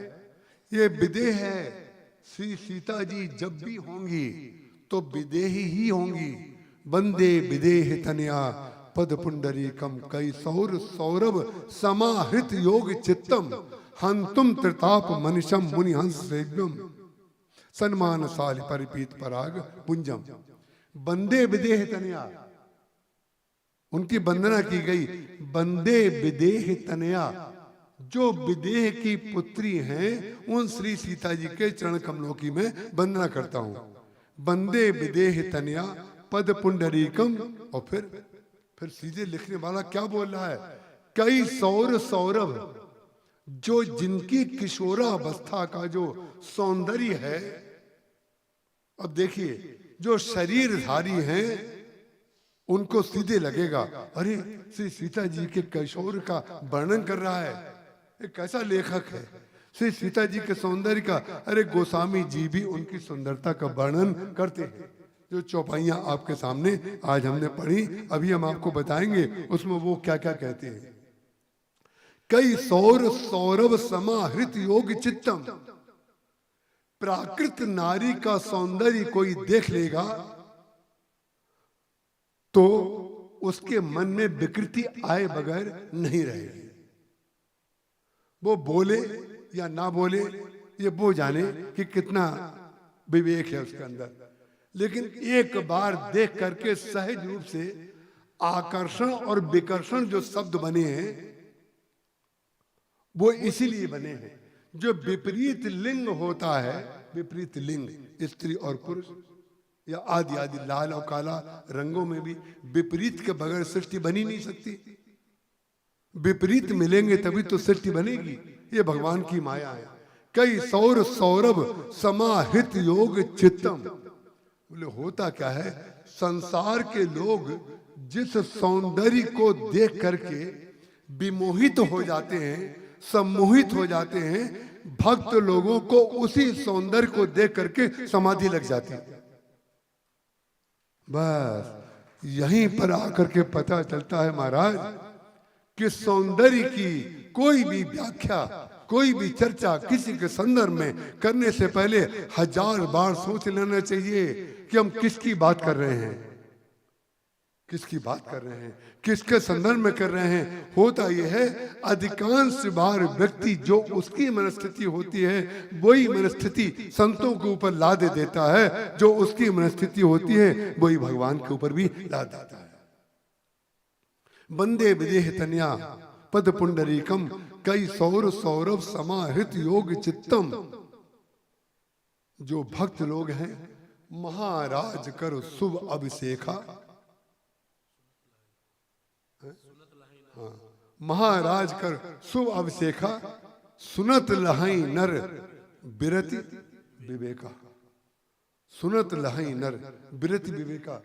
महाराज भगवान राम का जो राज्य का पाठ है उसको सुन करके जो विरक्त लोग हैं, जो साधु लोग हैं, वो विरक्ति को प्राप्त हो जाते हैं। विरक्ति को प्राप्त विचित्र बात है। जिस राम राज्य की कल्पना कैकेयी जी को संसार में ले जाती है, उसी राम राज्य के पाठ को सुनने के बाद जो भक्त जन हैं वो विरक्ति को प्राप्त हो जाते हैं। वो विरक्ति हो जाती है उनको। उसका कारण क्या है? जो राज्य, जैसे भारत में तो अब ये मानसिक रोग व्याप्त है, अधिकांश लोगों को पता ही नहीं है अधिकांश लोगों को नहीं पता है कि जितने भी लोग होते हैं उसमें 90% लोग मानसिक रोगी होते हैं।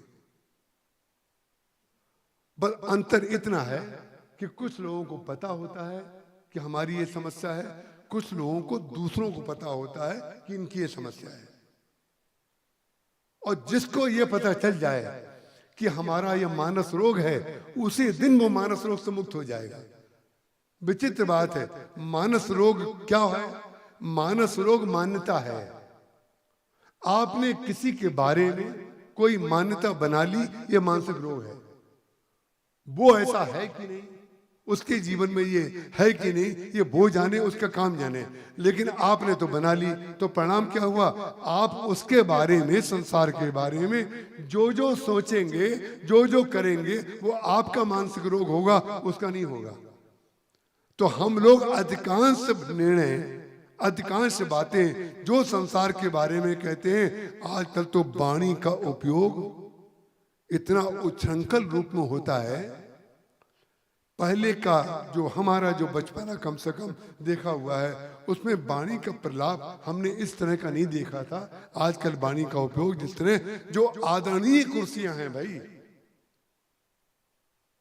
जो आदरणीय लोग हैं, जिनकी गाड़ी निकलती है तो ट्रैफिक रोक दिया जाता है कि उनकी गाड़ी जा रही है, वो लोग जब अपने अपने समूह में बैठते हैं तो जिस प्रकार से वाणी का और हाथों का उपयोग करते हैं, उचित नहीं है। उसका कारण क्या है? जब आप आदरणीय तब हैं जब आपका आचरण भी आदरणीय हो। बड़ा किसको कहते हैं? बड़ा किसको कहते हैं? जो उम्र में बड़ा है वो बड़ा है? नहीं नहीं, जिसमें बड़प्पन है वो बड़ा है। बड़प्पन होना चाहिए। और जिस व्यक्ति की वाणी में बड़प्पन नहीं है, वो व्यक्ति दूसरे को सुख कभी नहीं दे पाएगा। और दूसरे को सुख जो नहीं देगा, वो कभी सुखी नहीं रह पाएगा। जो व्यक्ति दूसरे को दुख देता है, वो सबसे ज्यादा दुखी खुद होता है। उसका कारण क्या है? और मानसिक रोगी इतना बड़ा होता है और उसका पद ऐसा होता है कि बताया जा नहीं सकता। उसको बता दोगे तो अंदर कर देगा। उसका कारण क्या है? क्षमता उसके पास है, ज्ञान हमारे पास है। कि हम अपना ज्ञान अगर उसको बता दें कि आपकी ये समस्या है, आपके द्वारा जो शब्द बोले जाते हैं वो उचित नहीं है, आपके द्वारा जो आचरण होता है वो उचित नहीं है, तो या तो हमसे पल्ला झाड़ लेगा या फिर सीधे एक नोटिस आ जाएगा, इन्होंने हमसे ये बोला, हमारी मान हानि की, इनको अंदर किया जाए। तो परिणाम क्या हुआ? तो जो बाहर हम ज्ञान देंगे, इसलिए ज्ञानी जो ज्ञान देता है वो ऐसी जगह पे बैठ करके देता है जो ज्ञान सार्वजनिक माना जाए। लेना ना लेना आपके हाथ में। बोले आदि शक्ति जय जग उपजाया, कैसी भाषा का प्रयोग कर रहे हैं? आदि शक्ति जय जग उपजाया, जिसने सारे संसार की रचना की है वो सीता जी हैं। आदि शक्ति जय जग उपजाया, सो अवतरी मोर ये माया। ये माया है, लेकिन इन माया की विशेषता ये है कि जो मैं कहता हूं वो करती हैं। ध्यान रखिएगा, यही वो माया थी जिसका हरण रावण ने कर लिया। सब लोगों को लगता है कि श्री सीता जी का हरण रावण ने कर लिया।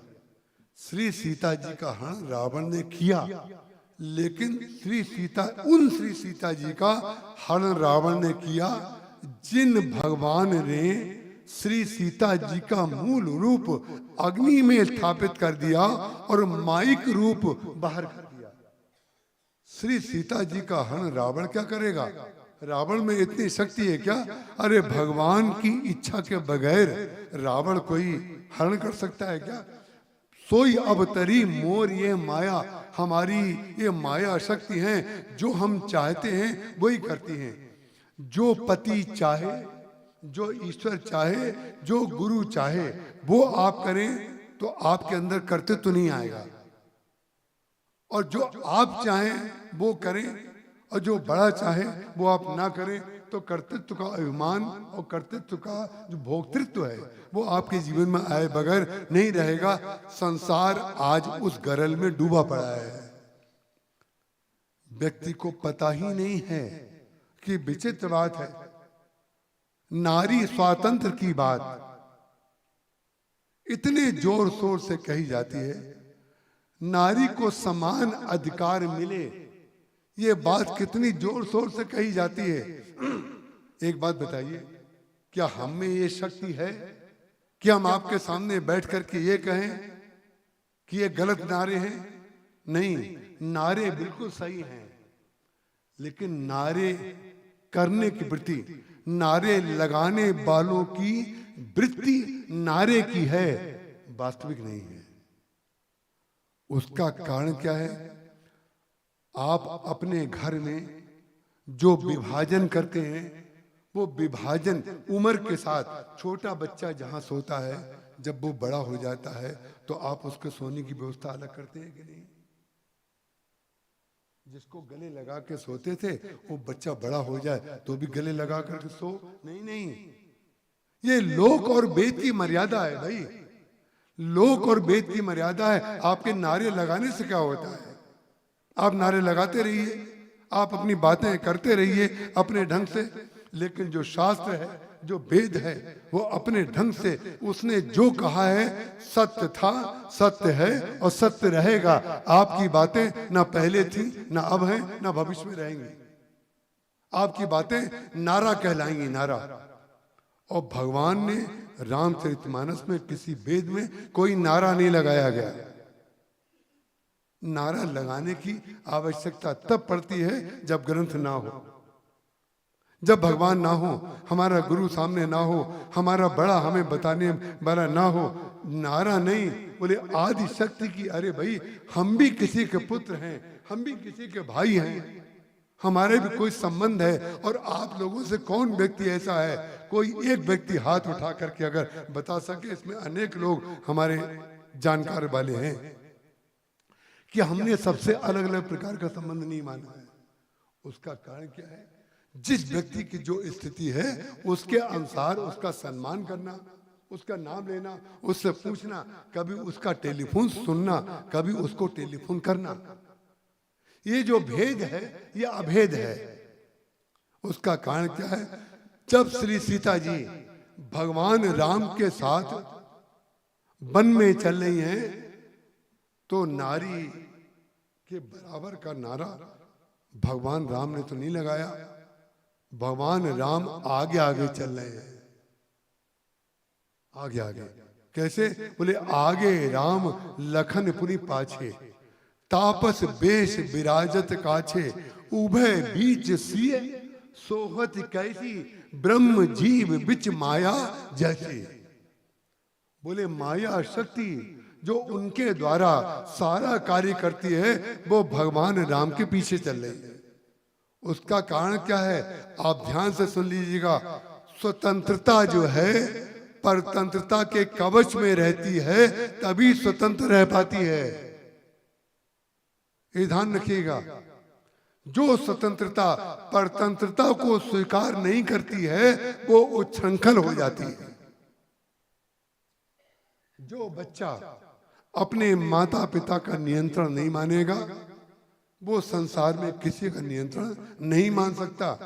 आप 1000 नारे लगाइए, लगाते रहिए, आपका काम नारा लगाना है, हमारा काम नारे को सुनना है।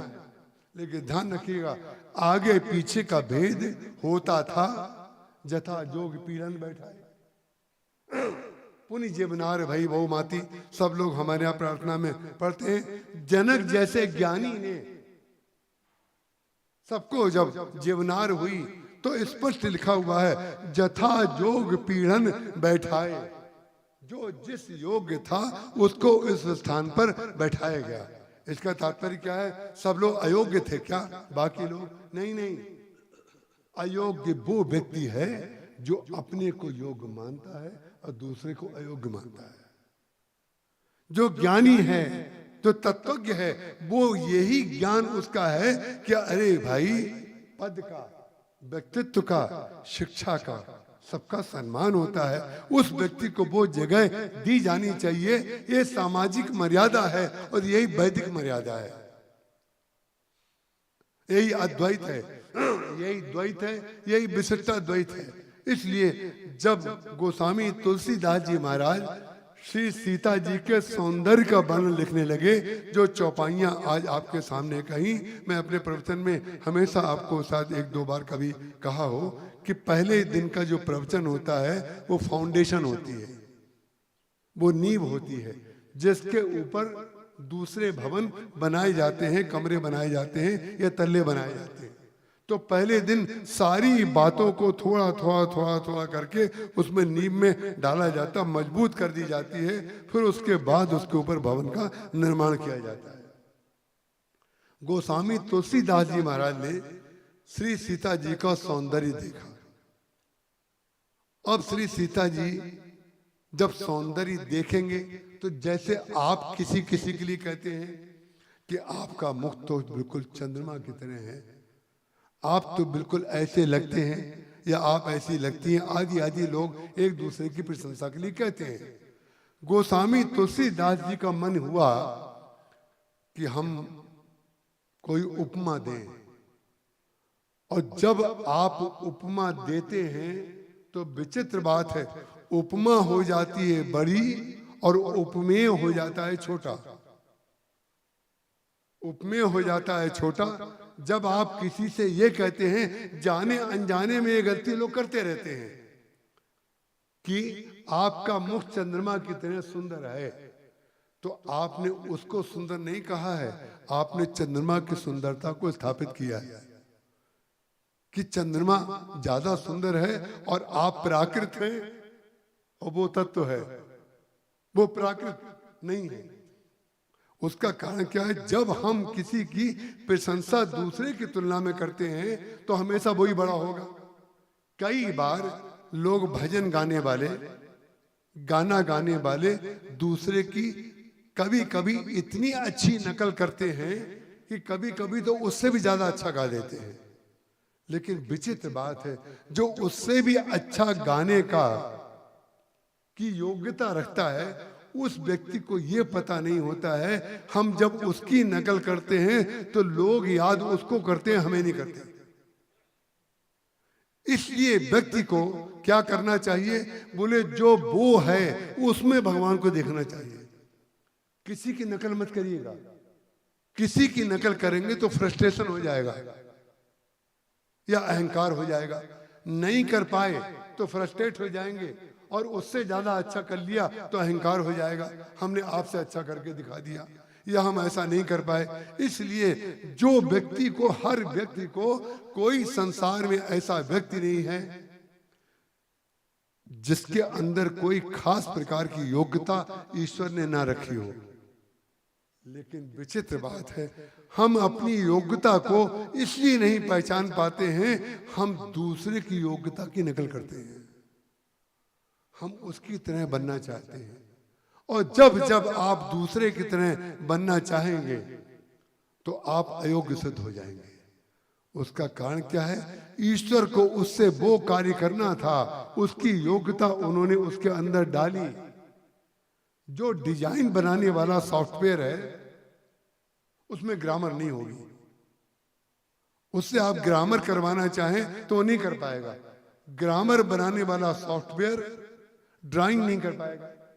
उसका कारण क्या है? उस सॉफ्टवेयर को बनाते समय निर्माता उतनी चीजें उसमें डालता है कि उसको हार्डवेयर में आप जब डालेंगे या जो इनबिल्ट होगा सॉफ्टवेयर, तो परिणाम क्या होगा कि जो उसका ज्ञाता है, चलाने वाला, वो उससे वही आशा करता है कि वो वही करे, और जो व्यक्ति चलाना नहीं जानता है वो सॉफ्टवेयर को और हार्डवेयर को दोनों को गलत सिद्ध कर देगा और अपने को अयोग्य सिद्ध नहीं करेगा।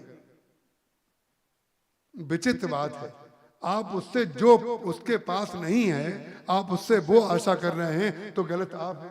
तो परिणाम क्या हो जाता है? जो लोग बहुत आनंद में रहते हैं, जिनके चेहरे पर हमेशा हंसी रहती है, वो लोग हैं जो लोग अपनी शक्ति का उपयोग कर रहे हैं, दूसरे की नकल नहीं कर रहे हैं। अपनी शक्ति का उपयोग, जब कोई बहुत पैसे वाला हो तो आप उसको कहते हैं बड़े आदमी हैं, और जिसने सब कुछ त्याग दिया हो तो आप कहते हैं बहुत बड़े संत हैं। माने जब तक अतिरेक जीवन में ना आए तब तक बड़प्पन आप नहीं मानेंगे।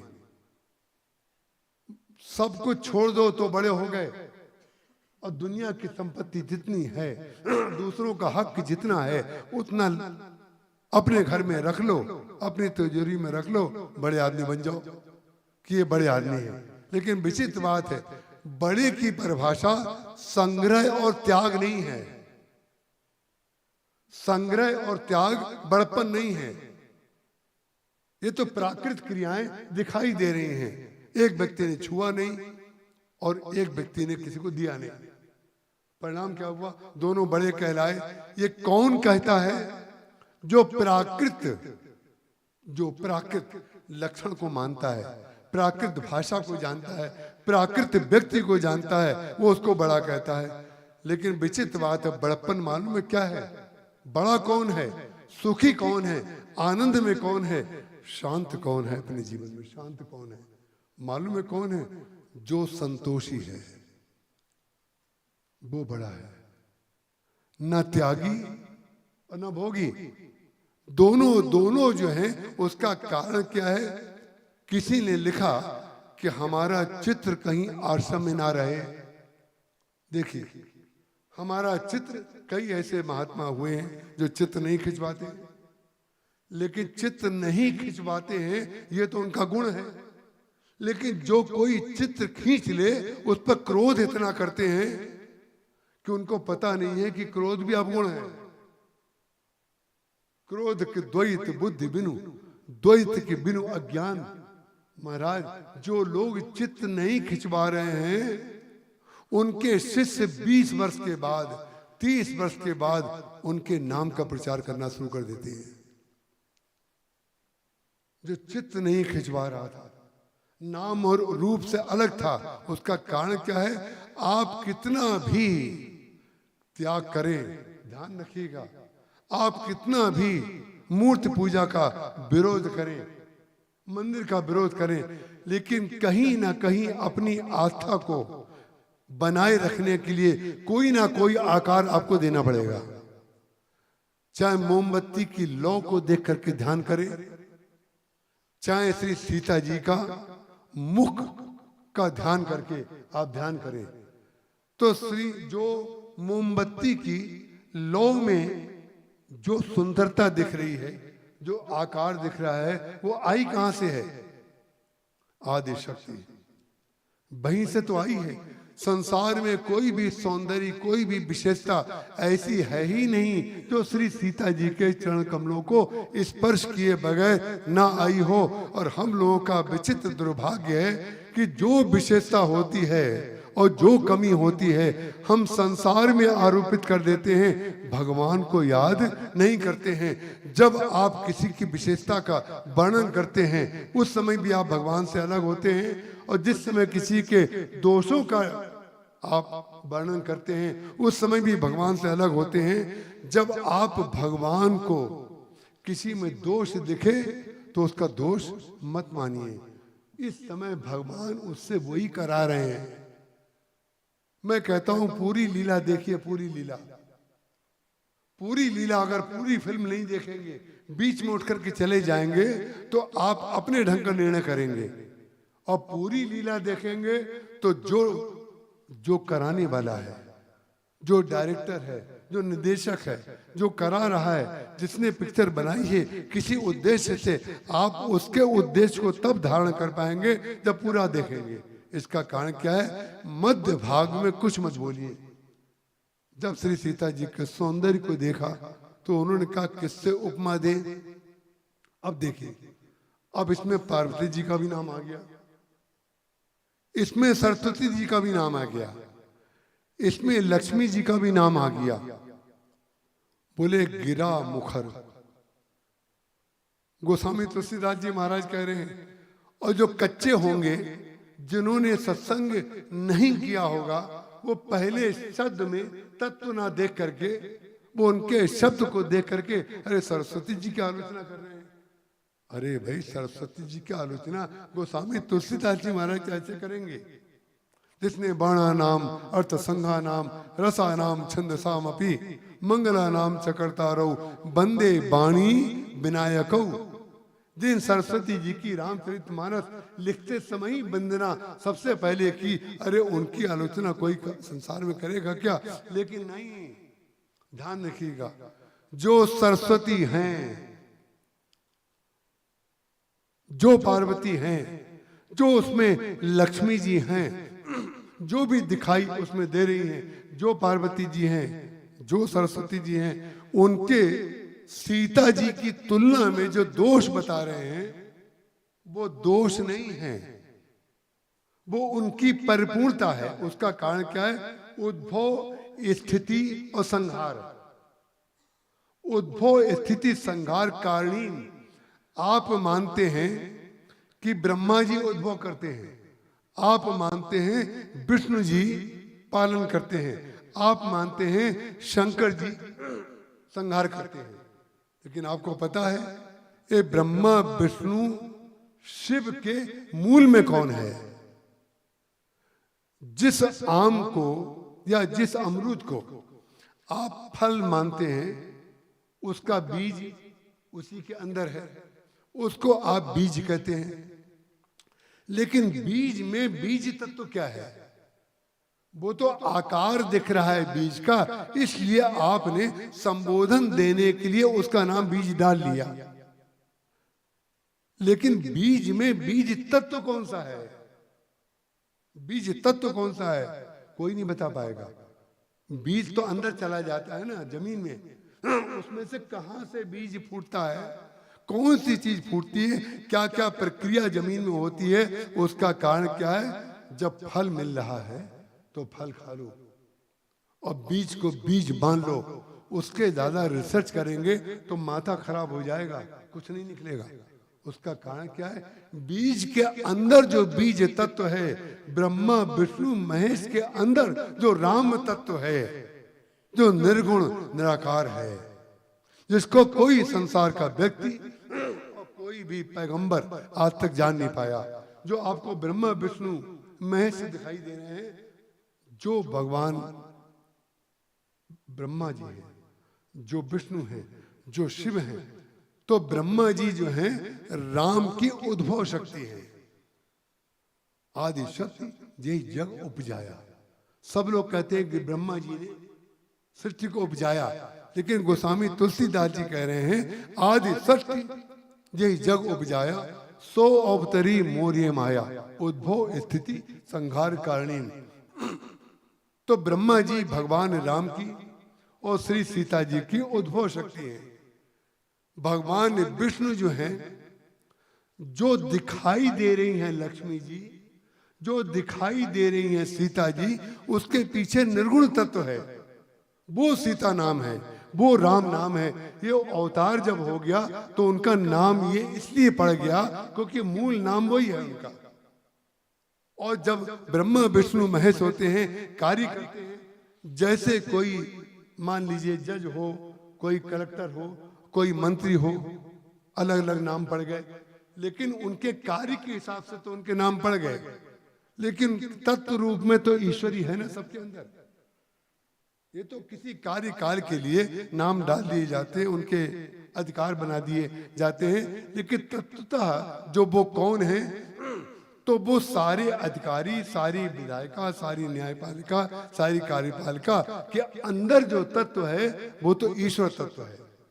क्योंकि वो सब लोग अपने घर में जो मंदिर बनाते हैं वो तो ईश्वर का बनाते हैं। ईश्वर के तो मंदिर बनता है, और मंदिर ना बनाए तो ध्यान करें। कोई निर्गुण निराकारवादी है अगर तो ध्यान करेगा, तो ध्यान किसका करेगा? अपने पुत्र का नहीं करेगा, अपनी पत्नी का नहीं, अपने मित्र का नहीं, अपने भाई का नहीं। विचित्र बात है, जब आप ध्यान करते हैं तो आप स्वयं सिद्ध कर देते हैं कि संसार मिथ्या है, ईश्वर सत्य है। आपका ध्यान करना स्वयं इस बात को प्रमाणित करता है कि ध्यान करते समय जो बाधा मानते हैं, कई बार भक्त लोग कहते हैं हम जब ध्यान करते हैं तो हमें बंदर दिखाई देता है, हम ध्यान करते हैं हमें हाथी दिखाई देता है, हम ध्यान करते हैं, हमारी आंखों के सामने अंधेरा आ जाता है। इसका तात्पर्य क्या है? बंदर हाथी अंधेरा को आप व्यवधान मान रहे हैं, और ध्यान करना किसका चाहते हैं? बोले भगवान का ध्यान करना चाहते हैं। इसका तात्पर्य क्या है? जो व्यवहार करते हैं हम और आप संसार में, वो प्राकृत है। तो श्री सीता जी के सौंदर्य को जब गोस्वामी तुलसीदास जी महाराज कहते हैं कि उपमा देने के लिए कलम उठाई और कागज उठाया कि कौन सी उपमा दें इतने दिव्य सौंदर्य को। उन्होंने कहा कि सरस्वती जी बता दें क्या? बोले नहीं, सरस्वती जी नहीं बताएंगे। अब देखिए, सरस्वती जी के गुण में ही दोष दिखाई दे रहा है, और ये दोष नहीं है, यह अतिशयोक्ति अलंकार है। अतिशयोक्ति अलंकार का तात्पर्य अगर उनको ये बता दें कि ये ऐसी हैं, ये ऐसी हैं, इसका तात्पर्य इनसे ज्यादा कुछ नहीं है। और सबसे बड़ी वो है, उन्होंने कहा गिरा मुखर। बोले सरस्वती जी हैं तो बहुत ज्ञानी, वाणी की देवी तो हैं, लेकिन बोलती बहुत है। क्योंकि जो सरस्वती पुत्र होगा उसका कार्य ही बोलना होगा। उसको मौनी बाबा के रूप में तो कोई पूजेगा नहीं, उसको बुलाएगा भी नहीं, उसके एक टाइम का भोजन नहीं मिलेगा। जिसका काम बोलना है, अगर वो मंच पे आकर के मौन बाबा की तरह बैठ जाए तो सब लोग धीरे धीरे चले जाएंगे। जब उसका ध्यान टूटेगा तो सब लाल लाल कुर्सियां दिखाई देंगी। उसका कारण कि हम तो सुनने आए थे इनसे प्रवचन, ये तो मौनी बाबा बैठ गए। तो गिरा मुखर, तो गिरा मुखर जो है ये हमारा गुण है कि हमारा अवगुण है? बोले गुण तब है कि जितना समय दिया गया है उतने समय तक बोलो, उसके बाद चुप हो जाओ, तब तो गुण है। बोले गिरा मुखर, बोले गिरा में एक बड़ी समस्या है। गिरा मुखर तन अरद भवानी। बोले पार्वती जी से तुलना कर दें क्या? बोले नहीं, पार्वती जी से तुलना नहीं करेंगे। पार्वती जी सुंदर तो बहुत है, ये ध्यान रखिएगा। शास्त्र में, ग्रंथों में, रामचरितमानस में पार्वती जी को सर्वश्रेष्ठ सुंदर माना गया है, और वो सर्वश्रेष्ठ सुंदर हैं। शंकर जी की अर्धांगिनी है, लेकिन उन्होंने कहा गिरा मुखर तन अर्ध भवानी। बोले अर्ध नारीश्वर जहां पर उनका दर्शन करते हैं तो नारी सौंदर्य में ये अवगुण माना जाएगा। क्या अवगुण माना जाएगा? बोले आधा शरीर उनका पुरुष का है और आधा शरीर नारी का है, इसलिए पार्वती जी से भी हम तुलना नहीं करेंगे। लक्ष्मी जी से कर देते हैं उनकी तुलना, लक्ष्मी जी से करना अच्छा रहेगा। बोले नहीं, लक्ष्मी जी से करने के लिए कलम बढ़ी, लिखना भी शुरू कर दिया। बोले नहीं, लक्ष्मी जी से नहीं करेंगे।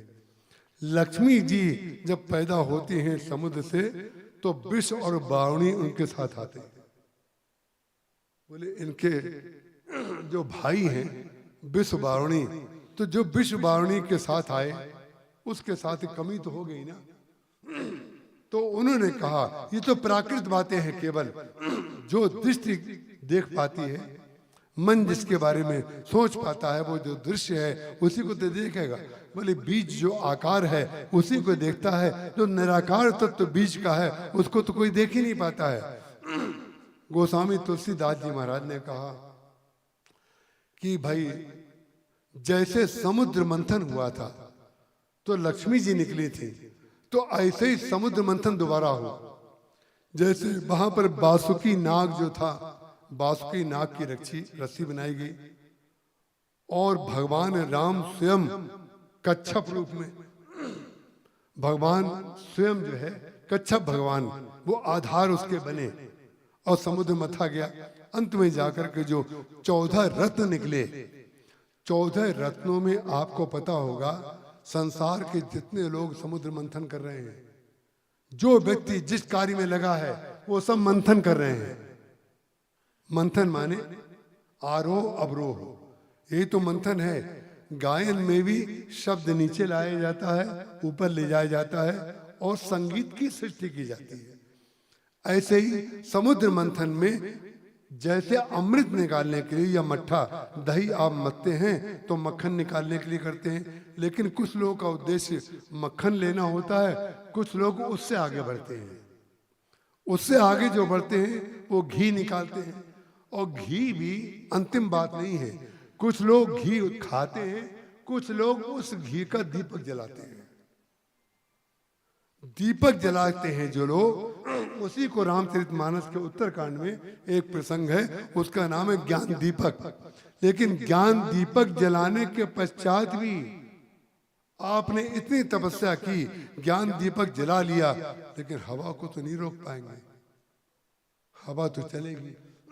तो उसमें काशी विश्वविद्यालय में जब मेरा प्रवचन हुआ था, उसमें ज्ञान दीपक प्रसंग ही उन्होंने मुझे दिया था।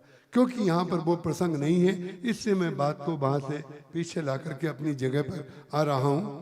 ये जो अलग अलग विषय बताए गए हैं, बोले लक्ष्मी जी अगर दोबारा समुद्र मंथन हो तो उसमें दूसरी लक्ष्मी जी पैदा हो, तब हम सीता जी की तुलना कर सकते हैं। बोले कौन सी लक्ष्मी जी?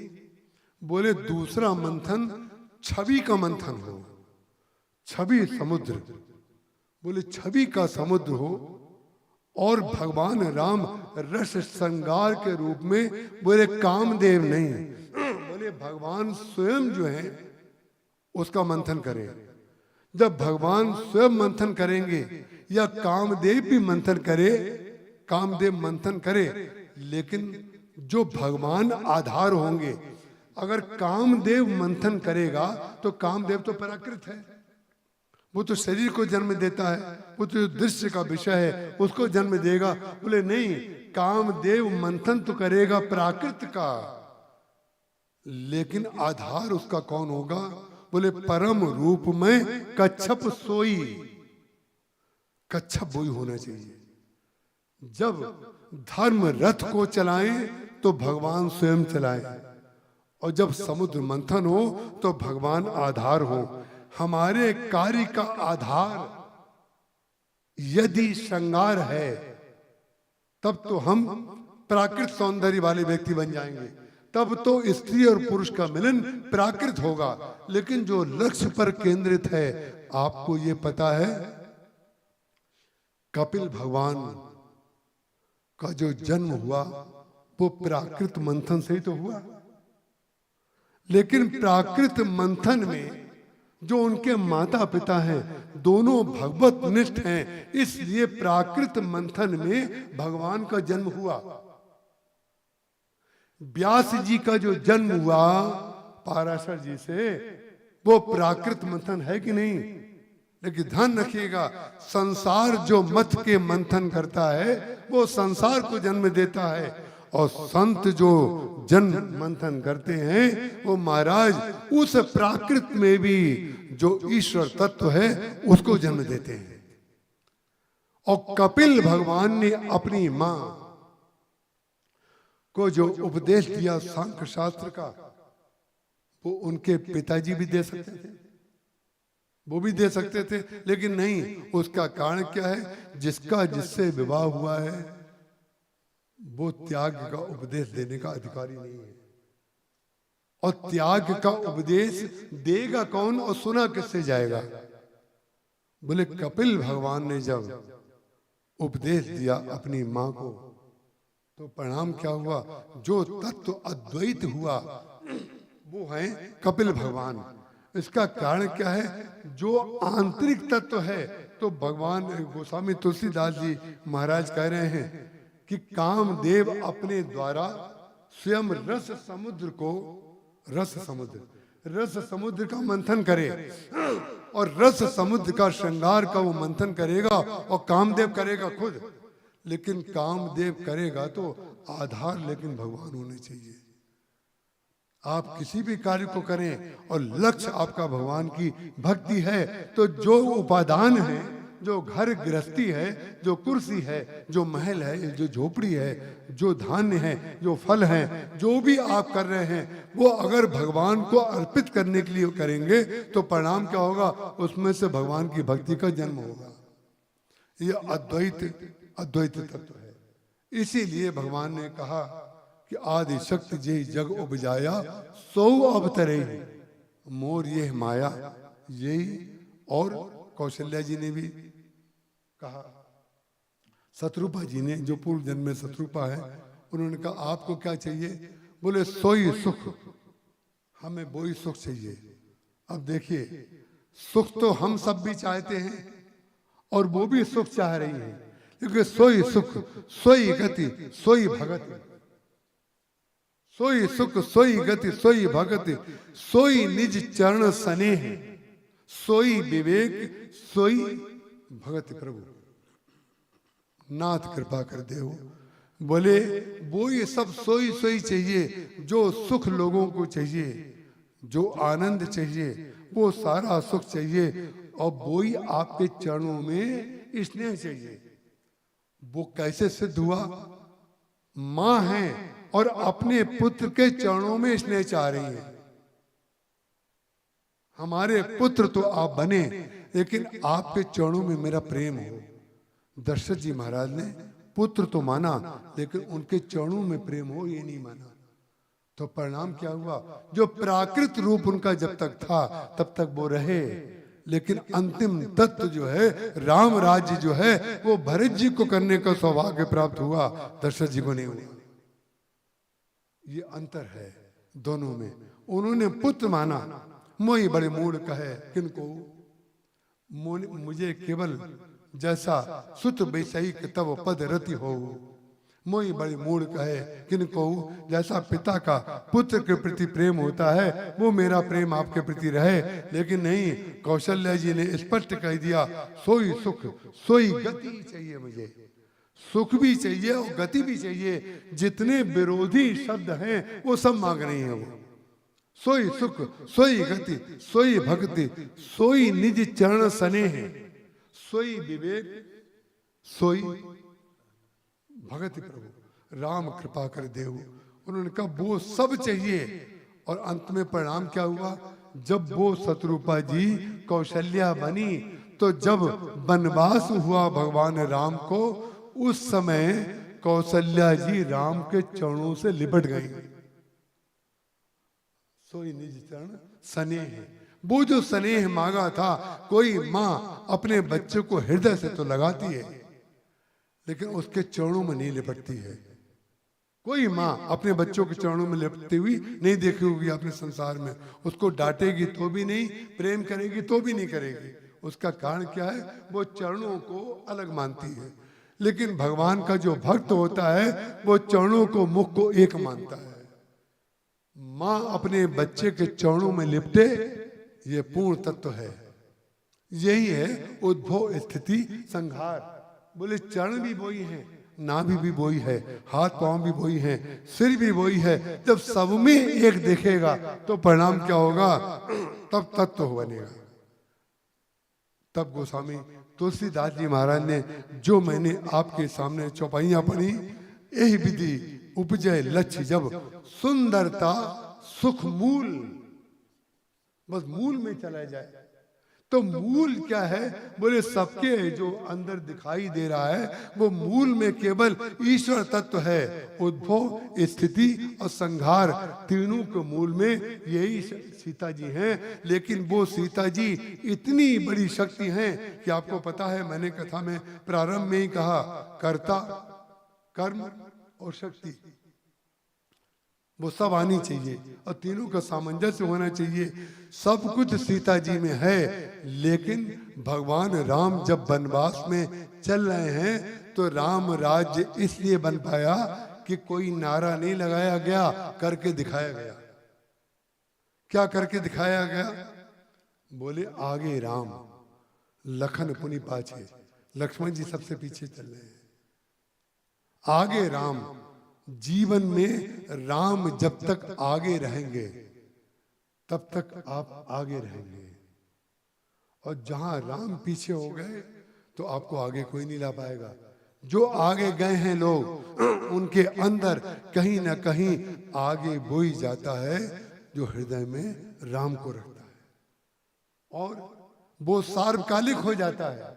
जो राम को हृदय में धारण करता है वो सार्वकालिक हो जाता है। उद्भव भी वही है, स्थिति भी वही है, संहार भी वही है। उसका कारण क्या है? उद्भव में भी राम को देखता है, स्थिति में भी राम को ही देता है, और जब संहार होता है, तीसरा नेत्र शंकर जी का खुलता है, तब वो मरना मृत्यु नहीं मानता। मृत्यु तो वो लोग मानते हैं। देखिए कार्ड में कभी कभी लिखा जाता है किसी की मृत्यु होती है तो छोटा सा काला कार्ड पहले आता था, आजकल तो वो कार्ड भी व्हाट्सएप पे आने लगा। अब कार्ड भी नहीं छपता, व्हाट्सएप पे जाता है। तो एक सज्जन ने, कई बार हमारे यहाँ भी कार्ड आते थे, फलाने सज्जन स्वर्गवासी हो गए। तो स्वर्गवासी जब आप लिखते हैं तो आपने स्वयं सिद्ध कर दिया कि जब तक थे तब तक वो नरकवासी थे। अब हमें कहने की क्या जरूरत है? आप तो स्वयं सिद्ध कर रहे हैं कि स्वर्गवासी हो गए। माने जब तक हमारे साथ थे तब तक के नरकवासी थे। हमारे बाबा जी स्वर्गवासी हो गए, अब आप स्वयं सिद्ध कर रहे हैं हम नरक हैं। जब आप स्वयं कर रहे हैं, इसीलिए भक्त लोग स्वर्गवासी नहीं लिखते, भक्त लोग बैकुंठवासी लिखते हैं, भक्त लोग गोलोकवासी लिखते हैं, और भक्त लोग गुरु चरणों में चले गए। हमारे पिताजी, दादाजी या नाना जी जो भी, उसका कारण क्या है? मूल से जुड़े रहेंगे। राम जन्म सुख मूल, ध्यान रखिएगा, राम का जन्म सुखों का मूल है, इसको ध्यान रखिएगा। और जब मूल से जुड़े रहेंगे तो आपका सुख कभी खंडित नहीं होगा, और मूल से हट जाएंगे तो खंडित हो जाएगा। जैसे जब तक वृक्ष जमीन में रहता है, मूल से जुड़ा रहता है, तो आप वृक्ष में पानी थोड़ी डालते हैं। बड़े बड़े वृक्ष होते हैं तो जड़ में, मूल में पानी डालते हैं। क्यों? मूल में पानी डालेंगे तो पूरे वृक्ष को अपने आप मिल जाएगा। और जब वृक्ष बहुत बड़ा हो जाता है तो परिणाम क्या हो जाता है? बरसात में जो बरसात होती है, उतने वृक्ष उतने जल को लेकर के वो रख लेता है, और उतना जल उसके लिए पर्याप्त होता है। फिर अगली बरसात में पिएगा और फिर रख लेगा। उसका कारण क्या है? जो मूल से जुड़ा हुआ है वो व्यक्ति जीवन के हर क्षेत्र में जीना जानता है।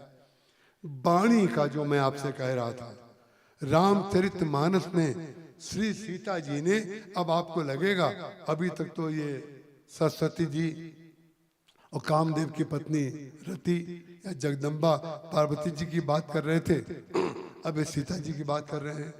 ध्यान रखिएगा, श्री सीता जी ने स्वयं वाणी के उपयोग की बात कही है, अपने मुख से कही है। अरण्य कांड में जब रावण ने उनका हरण कर लिया तो संसार के सब लोग ये मानते हैं कि लक्ष्मण जी उत्तेजक वाणी बोलते हैं। आशा है आप बहुत ध्यान से बात को सुन रहे होंगे और मूल से पकड़ करके विषय को चल रहे होंगे। ये श्री सीता जी का वाक्य मैं बोल रहा हूँ, ये सीता जी की महिमा है, श्री सीता जी का चरित्र है कि किस प्रकार से उद्भव स्थिति संहार की कर्ता सर्वशक्तिमान होते हुए भी उन्होंने लक्ष्मण जी को मरम वचन जब सीता बोला, जब मारीच ने हा लक्ष्मण कहा था, तो उस समय श्री सीता जी ने, जो माया सीता थी, हम आपको फिर से दोहरा दें कि भगवान ने मूल सीता को अग्नि में ही स्थापित कर दिया था और माया सीता को साथ में ले गए थे। तो जो माया सीता हैं, उन्होंने मूल लक्ष्मण को, लक्ष्मण जी माया नहीं है, लक्ष्मण जी मूल है, सीता जी में माया है। तो सीता जी ने लक्ष्मण जी से कहा कि तुम्हारे भाई के ऊपर बड़ी विपत्ति आई हुई है, वो तुम्हारा नाम लेकर के पुकार रहे हैं, तुम्हें सुनाई नहीं दे रहा है। विचित्र बात है, एक ही जगह दो लोग जब खड़े होंगे तो कोई स्वर होगा तो दोनों को सुनाई देगा, स्वाभाविक बात है। लेकिन लक्ष्मण जी को सुनाई नहीं दे रहा है। लक्ष्मण जी को सुनाई क्यों नहीं दे रहा है? कि माया मारीच का स्वर माया को सुनाई देता है, तत्व को सुनाई नहीं देता है। हम आपके चरणों में प्रणाम करते हैं। आप ये मत समझिएगा हम तो कहते हैं कि हमारी कथा में ताली मत बजाइए, लेकिन आज ताली की प्रशंसा और आपके चरणों में प्रणाम मैंने मात्र इसलिए किया है कि इतनी गंभीर बात को आपने ये कह करके सिद्ध कर दिया कि हम कथा सुन रहे हैं, क्योंकि बिल्कुल रूखी सूखी बात है। इसमें तो कोई चाइनीज फूड भी नहीं मिलेगा, इसमें मैचिंग कपड़े भी नहीं बनवाए गए, इसमें कोई नृत्य भी नहीं है, कुछ नहीं होगा। इसके पश्चात आपने उस बात को पकड़ लिया, माया की बात माया को सुनाई दी। जब माया को सुनाई दी तो माया ने तत्व को दोषारोपण कर दिया। माया तत्व में दोषारोपण करती है, तत्व में दोष हो ही नहीं सकता। जब आप खुद कह रहे हैं कि कीन राम चाहे सो होई, तो अपनी बात पे तो टिको। उपदेश देते हो दूसरों को और अपने जीवन में एक लाइन नहीं ली आपने। और ये उस साधु की, उस संत की विशेषता है कि ये जानते हुए भी आपके अंदर नहीं है, नहीं है, नहीं है। इसके पश्चात भी आपको सम्मान देता है, आपको सब करता है। ऐसे अनेक लोग कहलाते हैं और रहेंगे। वो जाने कब तक रहेंगे, क्या करेंगे, वो मेरा विषय नहीं है। उसका कारण क्या है? माया का स्वर माया को ही सुनाई देगा। जो भक्ति भाव में स्थित होगा, कौन कहां बैठाया गया, किसको माला पहनाई गई, किसको नहीं पहनाई गई। अरे आपको पता है हमने इसलिए माला पहनना बंद कर दिया। आप कल्पना कर सकते हैं, व्यासपीठ की पूजा होती है, हम केवल पुष्प, क्योंकि भाई माला ने हमें बड़ा दुख दिया है, बड़ा दुख दिया है। उसका कारण क्या है? हमें दुख तब दिया है जब लोगों ने दुख लिया है। उसका कारण क्या है? मन में पा करके हर व्यक्ति हमें यहाँ जगह मिलनी चाहिए, हमारा नाम लिया जाना चाहिए, हमारा ये किया जाना चाहिए, हमें बड़ा सोफा मिलना चाहिए, हमें सिंहासन मिलाना चाहिए। कुछ लोग तो ये भी आशा करते हैं कि बड़े बड़े संतों के बीच में हम ही को बैठा दिया जाना चाहिए। विचित्र बात है, जो भक्त लोग पीछे बैठे हैं। मैं यहाँ की बात नहीं कर रहा हूँ, ध्यान रखिएगा, ये मेरी विश्लेषण की शैली है। कहीं गलती से हम चरणों में बार बार प्रणाम लोगों के कर लेते हैं। विचित्र बात है, जो बैठे हुए पीछे हैं वो लोग तो आनंद में हैं, लेकिन इनको चिंता हो रही है हमें सम्मान नहीं मिला, उन्हें सम्मान की चिंता। उसका कारण है जो व्यक्ति दूसरों की वाहवाही नहीं सुन सकता है वो अपनी वाहवाही के लिए चिंतित रहता है। ध्यान रखिएगा, वो तब पकड़ में आती है जब उपसंहार होता है। उपसंहार में परीक्षा के दिन पता चलता है आपने पढ़ाई कितनी की है। सारे पीछे बैठे हुए विद्यार्थी पास हो गए, सारे पीछे बैठे हुए विद्यार्थी आनंद लेकर के चले गए, क्योंकि वो तत्व को देखने आए थे, ये माया को देखने आए थे। इन्होंने जो माया अर्पित की उसमें मायापति को नहीं देखा, अपने को देख लिया। आपने माया तो अर्पित की और तो उससे ज्यादा कुछ किया नहीं। और धन्य हैं वो लोग जिन्होंने अपने आप को अर्पित कर दिया। इसलिए जो भक्त अपने आप को अर्पित करते हैं वो कोई वस्तु अर्पित नहीं करते हैं। ध्यान रखिएगा, वस्तु अर्पित नहीं करते, वो अपने आप को अर्पित करते हैं। उनकी आंखें अर्पित हो जाती हैं, उनका तिलक अर्पित हो जाता है, उनके वस्त्र आभूषण, उनके भाव अर्पित हो जाते हैं। और सोई जाने जीव देहु जनाई, ये बात को वो जान पाता है जिसको ईश्वर जन्मा देता है, वो उसको जानता है। और जो व्यक्ति अपने से ही ऊपर नहीं उठ पाया है, सर्वश्रेष्ठ अपने को बीच सिंहासन पर मानता है, वो व्यक्ति काहे को मानेगा? माया की बात माया को सुनाई दी, लक्ष्मण जी को सुनाई नहीं दी। लक्ष्मण जी ने उसका विरोध भी किया। अरे भृकुटी विलास, अब तत्व की बात, जो तत्व में स्थित है वो तत्व की बात बोल रहा है, सही बात बोल रहा है। लेकिन माया में जब हमारा हृदय ग्रस्त हो जाता है तो तत्व की बात भी माया लगती है। वही लगा सीता जी को। लक्ष्मण जी ने कहा भृकुटी विलास सृष्ट लय होई, सपने संकट परे की सोई। सपने में भी संकट उसके ऊपर पड़ सकता है क्या? वो सपने में क्यों नहीं संकट पड़ेगा? क्योंकि वो सोता ही नहीं है, सदा जागृत है। अरे भाई सपना तो उसको दिखाई देगा जो सोएगा, जागृत वाला व्यक्ति थोड़ी सपना देखेगा, वो तो जगा हुआ है। लेकिन विचित्र बात है, जितने जगे दिखाई दे रहे हैं वो ही सो रहे हैं। जो प्राकृत आंखें हैं वो तो जगी दिखाई दे रही हैं, लेकिन जगा वो होता है कि जो जग गया है। जय जग जामिनी जागई जोगी परमारथी प्रपंच वियोगी, जानिए तबही जीव जग जागा, जब सब विषय विलास विरागा। तब जग गया। इसको जगना नहीं कहते हैं। हमारी आंखें खुली हुई हैं, आंखें तो ना जाने कितनों की खुली रहती हैं और सो भी जाते हैं, लेकिन वास्तव में जो सो रहे हैं वो सो रहे हैं जो अपने को सर्वश्रेष्ठ मानते हैं और जिसके पास केवल भाव है, जिसके पास केवल पोंछा लगाने के लिए पानी और फिनाइल दिया गया है, उससे कहा गया है, और वो दिया भी नहीं गया है, अपनी ओर से झोले में रख के ले आया है। बेचारा यहाँ पर विश्वंभर नाम का एक माली था, डॉक्टर साहब जानते होंगे, पुरुषोत्तम जी भी जानते होंगे। मैं उसकी याद कथा में अक्सर करता हूँ।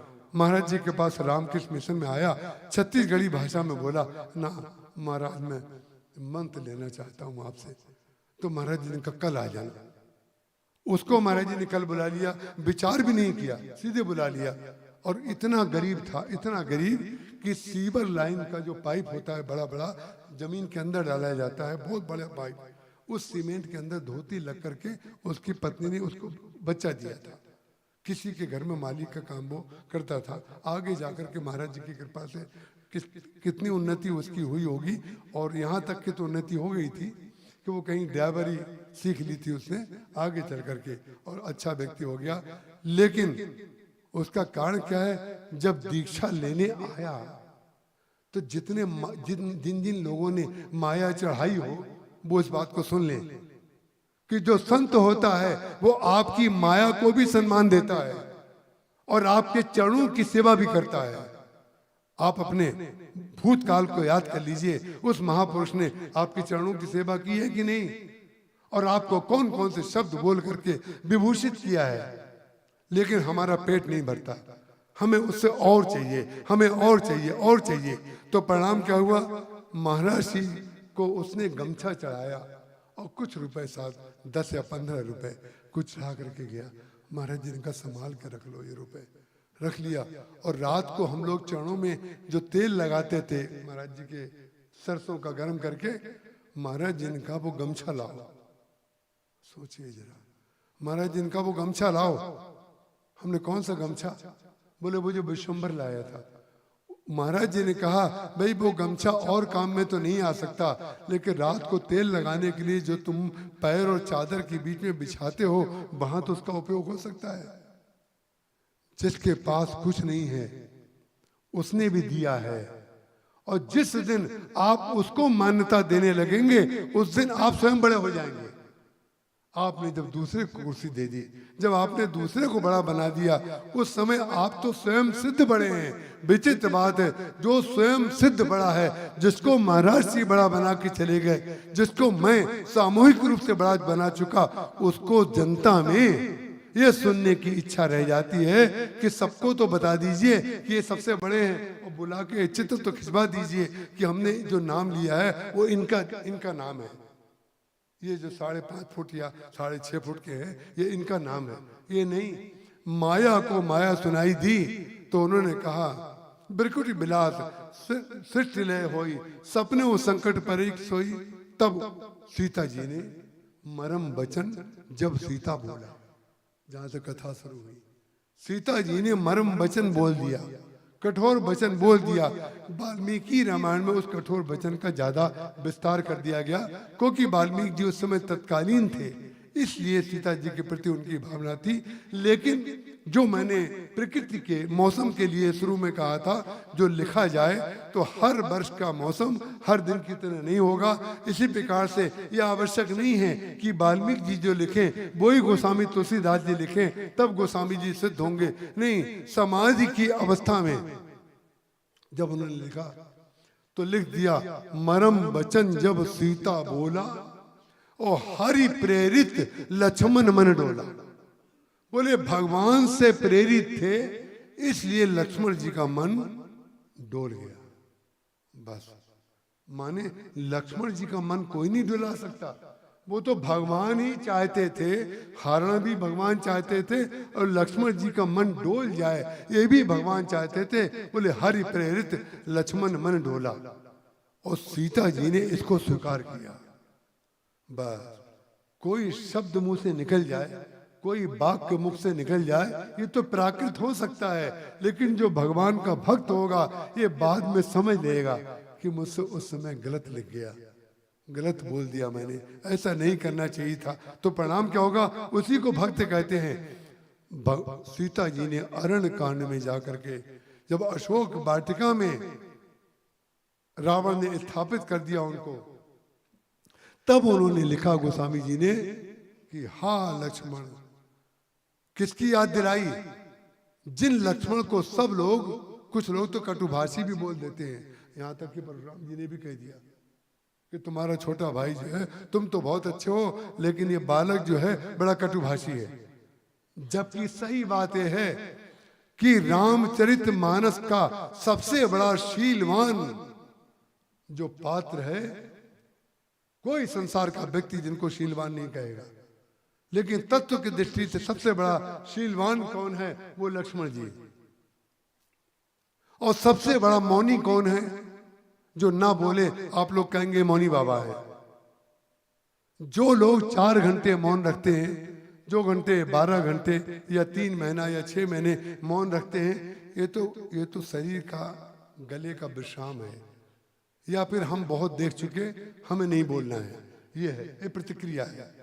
लेकिन मौन का वास्तविक तात्पर्य क्या है वो हम आपको बताते हैं। मौन का वास्तविक तात्पर्य, यदि जैसे मैंने लोभ और त्याग के संदर्भ में कहा था, ऐसे ही मौन के संदर्भ में भी वही बात है। बोले क्या बोलना है और क्या नहीं बोलना है, इसका ज्ञान हो जाना वास्तविक मौन है।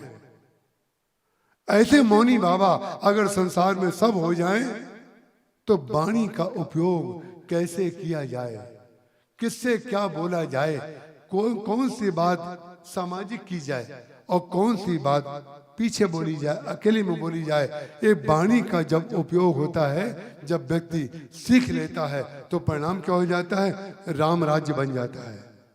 राम राज्य कैसे बना, हा लक्ष्मण तुम्हार नहीं दोषा, जिसने कटु वचन बोला वो कह रहा है कि दोष तो हमारा है। उन्होंने ये नहीं लिखा कि हमने तो कटु वचन बोला था, लेकिन लक्ष्मण जी ने भी उत्तर दे कठोर वचन में दिया था। हरि प्रेरित लक्ष्मण मन डोला, उनका मन डोल गया। डोला जब होगा, इसका तात्पर्य सीता जी के प्रति उनकी ये मनस्थिति हुई होगी कि आज ये कैसी बात कर रही हैं, लेकिन आप बड़ी हैं, हम आपकी आज्ञा का पालन करके चले जाते हैं। यही तो डोलना है ना मन का। इतनी बात तो उनके मन में आई होगी, लेकिन सीता जी ने जब हनुमान जी महाराज लक्ष्मण जी से सीता जी से विदा करने लगे लंका कांड में, सुंदर कांड में, तो सीता जी कहती हैं अनुज समेत गहेऊ प्रभु चरना। लक्ष्मण जी के साथ बड़े भाई जो उनके हैं श्री राम जी, उनके चरण हमारी ओर से पकड़ लेना। हमारी ओर से लक्ष्मण जी के साथ राम जी के चरण पकड़ लेना। उसका कारण क्या है, लक्ष्मण जी ऐसे शीलवान हैं जिन्होंने अपना सारा शील श्री राम के शील को बचाने में तिरोहित कर दिया। उसको कोई शीलवान कहते ही नहीं। विचित्र बात है, जो सबसे बड़ा शीलवान है, भरत जी महाराज को सब लोग शीलवान कहते हैं, वो शीलवान हैं निश्चित रूप से। पिछली बार भरत जी की चर्चा की गई थी, उनके शील की भी चर्चा की गई। लेकिन एक चीज बता दें, जो आपका गुण सब लोग जानते हैं, वो गुण आपका दर्शनीय भी हो गया। लेकिन जो प्राकृत से ऊपर गुण है, जो तत्व है, वो है लक्ष्मण जी का गुण। जो लोग कहते हैं क्रोधी, आवेशशील, कटुभाषी, लेकिन आप एक वाक्य कवि का बता दें कि लक्ष्मण जी ने किसी के प्रति उस जगह पे कटु वाक्य बोला हो जिसको भगवान उनके बोलने के कारण वो भगवान से अलग हो गया हो। उद्देश्य ये होना चाहिए कि हम मृदु बोल रहे हैं कि कठोर बोल रहे हैं, ये तात्पर्य इसका कुछ नहीं है। तात्पर्य ये है हम कठोर बोल करके या मृदु बोल करके किसी को भगवान के चरणों में ला रहे हैं कि नहीं। जो भगवान के चरणों से अलग हो रहा था, चाहे परशुराम जी हों, चाहे जनक जी ने कहा, कई जनक जस अंचित बानी विद्यमान रघुकुल मुनि जानी, और परशुराम जी महाराज ने भी रे नृप बालक काल बस बोलत तो ही न संभार। विचित्र बात है, बोलने का दोष कर रहे हैं परशुराम जी और दोष दे रहे हैं लक्ष्मण जी को। लक्ष्मण जी ने उससे पहले कोई एक शब्द भी उन्होंने कटु नहीं बोला। जितना उत्तर लक्ष्मण जी ने दिया वो परशुराम जी के बोलने के उत्तर में दिया। आप अगर लक्ष्मण से ये आशा करते हैं कि संभाल करके बोले, तो बड़े व्यक्ति को भी तो ध्यान रखना चाहिए कि हम क्या बोले। लक्ष्मण जी ने तो केवल इतना कहा था, बहु धनुहि तोरी लड़काई कबहू न असरिस कीन गुसाई, यही धनु पर ममता के हेतु अति रिसाए। बोले वृषकेतु, अति क्रोध हो गया। अति क्रोध जब हो जाता है व्यक्ति, ध्यान रखिएगा, क्रोधातुर जो व्यक्ति होता है उस समय जो बोले उसको सुनना नहीं चाहिए, उस समय जो लिखे उसको पढ़ना नहीं चाहिए, उस समय जो करे उसको देखना नहीं चाहिए। उसका कारण क्या है? क्रोध के द्वैत बुद्धि बिनु, द्वैत के बिनु अज्ञान। बोले क्रोध द्वैत के बगैर नहीं आता है। लक्ष्मण जी महाराज चले गए, लेकिन सीता जी ने वहां से कहा, हा लक्ष्मण तुम्हार नहीं दोषा, सो सब पायो कीन्यू रोसा। हमने तुम्हारे ऊपर क्रोध कर दिया। माने जो क्रोध जिसके ऊपर नहीं करना चाहिए, व्यक्ति जब उसके ऊपर भी क्रोध कर देता है उसको लंका जाना पड़ता है। लेकिन लंका जाना पड़ता है, माया लंका गई, और माया में भी गोस्वामी तुलसीदास जी महाराज ने ये कहला दिया, लक्ष्मण तुम्हारा कोई दोष नहीं था। और जब हनुमान जी महाराज लौटने लगे तो भी उन्होंने कहा, अनुज समेत गए प्रभु चरना, दीन बंधु प्रणतारित हरना। ये श्री सीता जी के बोलने का स्तर है, ये उनका प्राकृत स्वरूप है, जो उनका दिखाई देने वाला स्वरूप है वो भी आदर्श है, जो उनका तात्विक स्वरूप है वो भी आदर्श है, जो उनका उद्भव स्थिति संहार स्वरूप है वो भी तात्विक है, वो भी अनुकरणीय है। महर्षि कहते थे भगवान राम की जो लीला है, भगवान जो राम है बोले गे हैं और ध्येय हैं, अनुकरणीय है। गे माने जिनको जाना जाए, ध्येय माने जिनका ध्यान किया जाए, अनुकरणीय माने जैसा चरित्र उन्होंने किया वैसा किया जाए।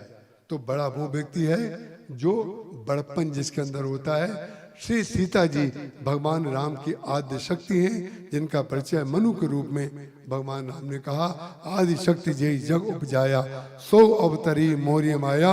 वो ही श्री सीता जी किस प्रकार से अवतरित होकर के जनक तनया बनती हैं, जनक सुता होती हैं, जग जननी जानकी होती हैं, अतिशय प्रिय करुणा निधान की होती हैं। सारी प्रक्रिया 7 दिन में, अगले 6 दिन आपके सामने प्रस्तुत करेंगे। हम आपके प्रति बहुत बहुत कृतज्ञ हैं। आपने इतनी रूखी सूखी बात को इतने प्रेम से सुना। आदरणीय सामंत जी, हम आपसे बहुत प्रभावित हुए। आप पूरी देर कथा में बैठे, बहुत बहुत आशीर्वाद। एक पद में गाता हूँ, कृपा करके शांति से बैठ कर सुन लें। सिया रानी का अचल सुहाग रहे, राजा राम जी के सिर पर ताज रहे। सिया रानी का अचल सुहाग रहे, राजा राम जी के सिर पर ताज रहे। सिया रानी का अचल सुहाग रहे। जब तक पृथ्वी यही शीश रहे, जब तक पृथ्वी यही शीश रहे। गंगा यमुना की धार बहे, गंगा यमुना की धार बहे। नभ में शशि सूर्य प्रकाश रहे, नभ में शशि सूर्य प्रकाश रहे, तब तक यह बालक बना रहे, तब तक यह बालक बना रहे। सिया रानी का अचल सुहाग रहे, राजा राम जी के सिर पर ताज रहे। सिया रानी का अचल सुहाग रहे।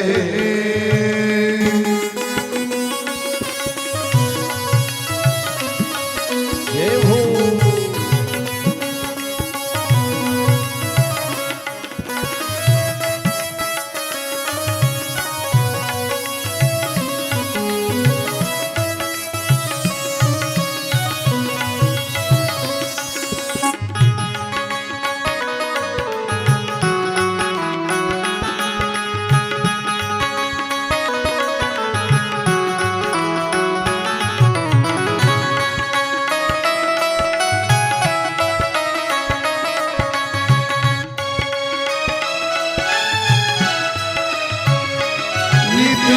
बना रहे नित बनी रहे, नित बना रहे नित बनी रहे, नित बना बनी में बनी रहे, नित बना बनी में बनी रहे। वो सुहाग रहे सिर ताज रहे, वो सुहाग रहे सिर ताज रहे। नित नित यह बालक बना रहे, सिया रानी का अचल सुहाग रहे, राजा राम जी के सिर पर ताज रहे। सिया रानी का अचल सुहाग रहे।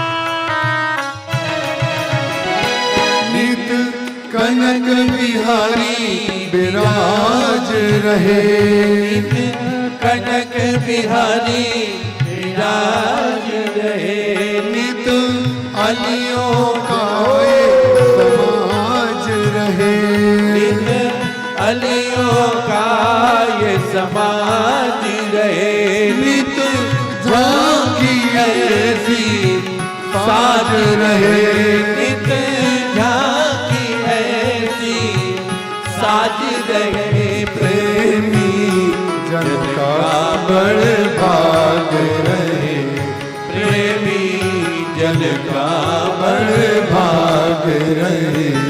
सिया रानी का अचल सुहाग रहे, राजा राम जी के सिर पर ताज रहे, राजा राम जी के सिर पर ताज रहे, राजा राम जी के सिर पर ताज रहे। आदरणीय गौरी शंकर जी अग्रवाल एवं न्यायमूर्ति आदरणीय सामंत जी एवं सुरेश राठी जी से अनुरोध करूँगा कि आरती में आएँ।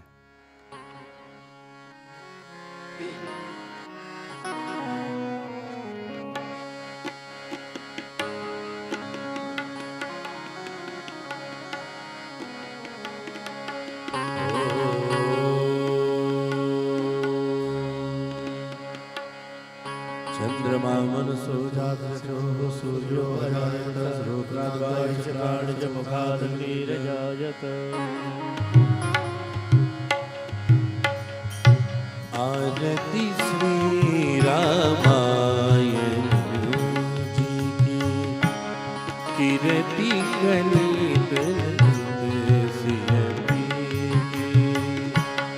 आरती श्री रामा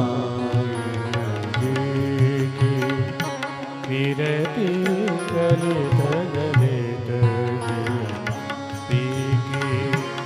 गावत ब्रह्मा दिक मुनि नारद बाल्मीक विज्ञान विशारद सुख सनकादि शेष सारद भरणी पवन सुत कीरति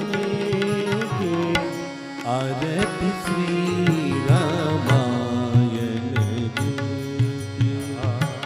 कीरति कलित ललित सिय गावत वेद पुराण सात सब ग्रंथ को रस निजन धन संतन को सर्वस सार अंश सम्मत सबही आरती श्री रामायण जी कीरति कलित ललित सिय गावत संतत शंभु भवानी अरुघट संभव मुनि ज्ञानी व्यास आदि कभी वर्ज बखानी काग भूषुंडी करुण के आरती श्री रामायण जी कीरति कलित ललित सिय कलिमल हरनि विषय रस पीति सुभग सिंगार मोती जुबती की दलन रोग भव मूरी तात मात सब विधि तुलसी की आरती श्री रामायण जी कीरति कलित ललित सिय प्रीति आरती श्री रामायण जी कीरति कलित ललित सिय प्रीति आरती श्री रामायण जी कीरति कलित ललित सिय पूर्वं करुणावतारं संसार सारं भुजगेन्द्रहारं सदा सत्तं दयालुं निर्भयं भवानी श्रीतं नमामि लोकाभिरामं रणरङ्गधीरं राजीवनेत्रं रघुवंशनाथं कार्यरूपं करुणाकरं श्रीरामचन्द्रं शरणं प्रपद्ये मनोजवं मारुतुल्यवेगं जितेन्द्रियं बुद्धिमतां वरिष्ठं वातात्मजं वानरयूथमुख्यं श्रीरामदूतं शरणं प्रपद्ये त्वमेव माता पिता त्वमेव वन्दो त्वमेव विद्यादेवं त्वमेव सर्वं मम देव बोलिए श्यावर रामचंद्र भगवान की जय पवन सुत हनुमान की जय उमापति महादेव की जय शर्वदेव भगवान की जय स्वामी तुलसीदास जी महाराज की जय गंगा मैया की जय नर्मदा मैया की जय आज के आनंद की जय सत्य सनातन धर्म की जय जय सीताराम श्री राम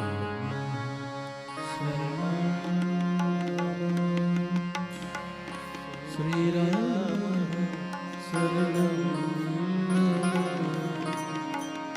श्री राम शरणं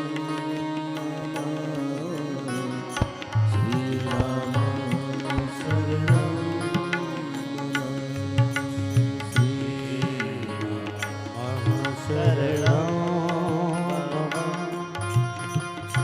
श्री राम शरणं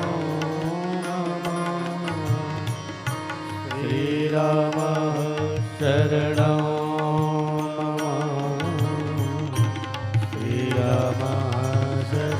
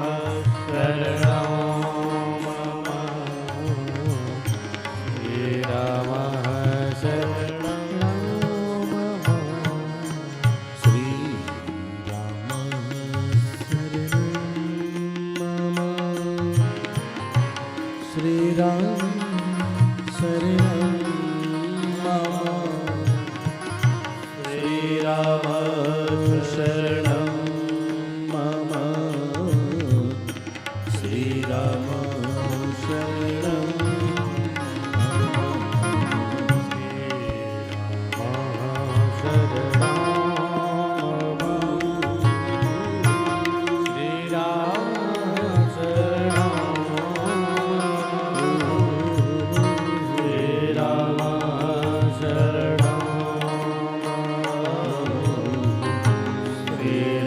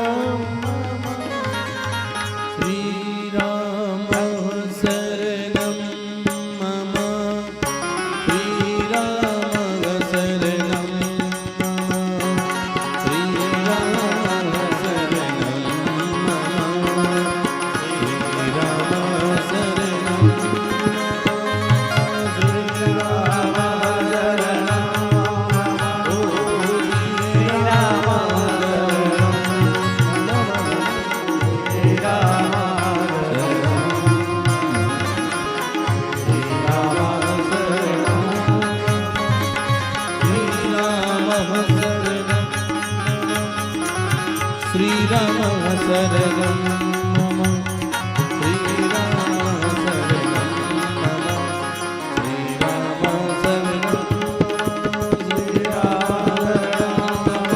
श्री राम शरणं श्री राम श्री राम श्री राम शरणं मम श्री राम शरणं मम श्री राम शरणं श्री राम शरणं मम श्री राम शरणं मम श्री राम श्री राम शरणं मम श्री राम शरणं मम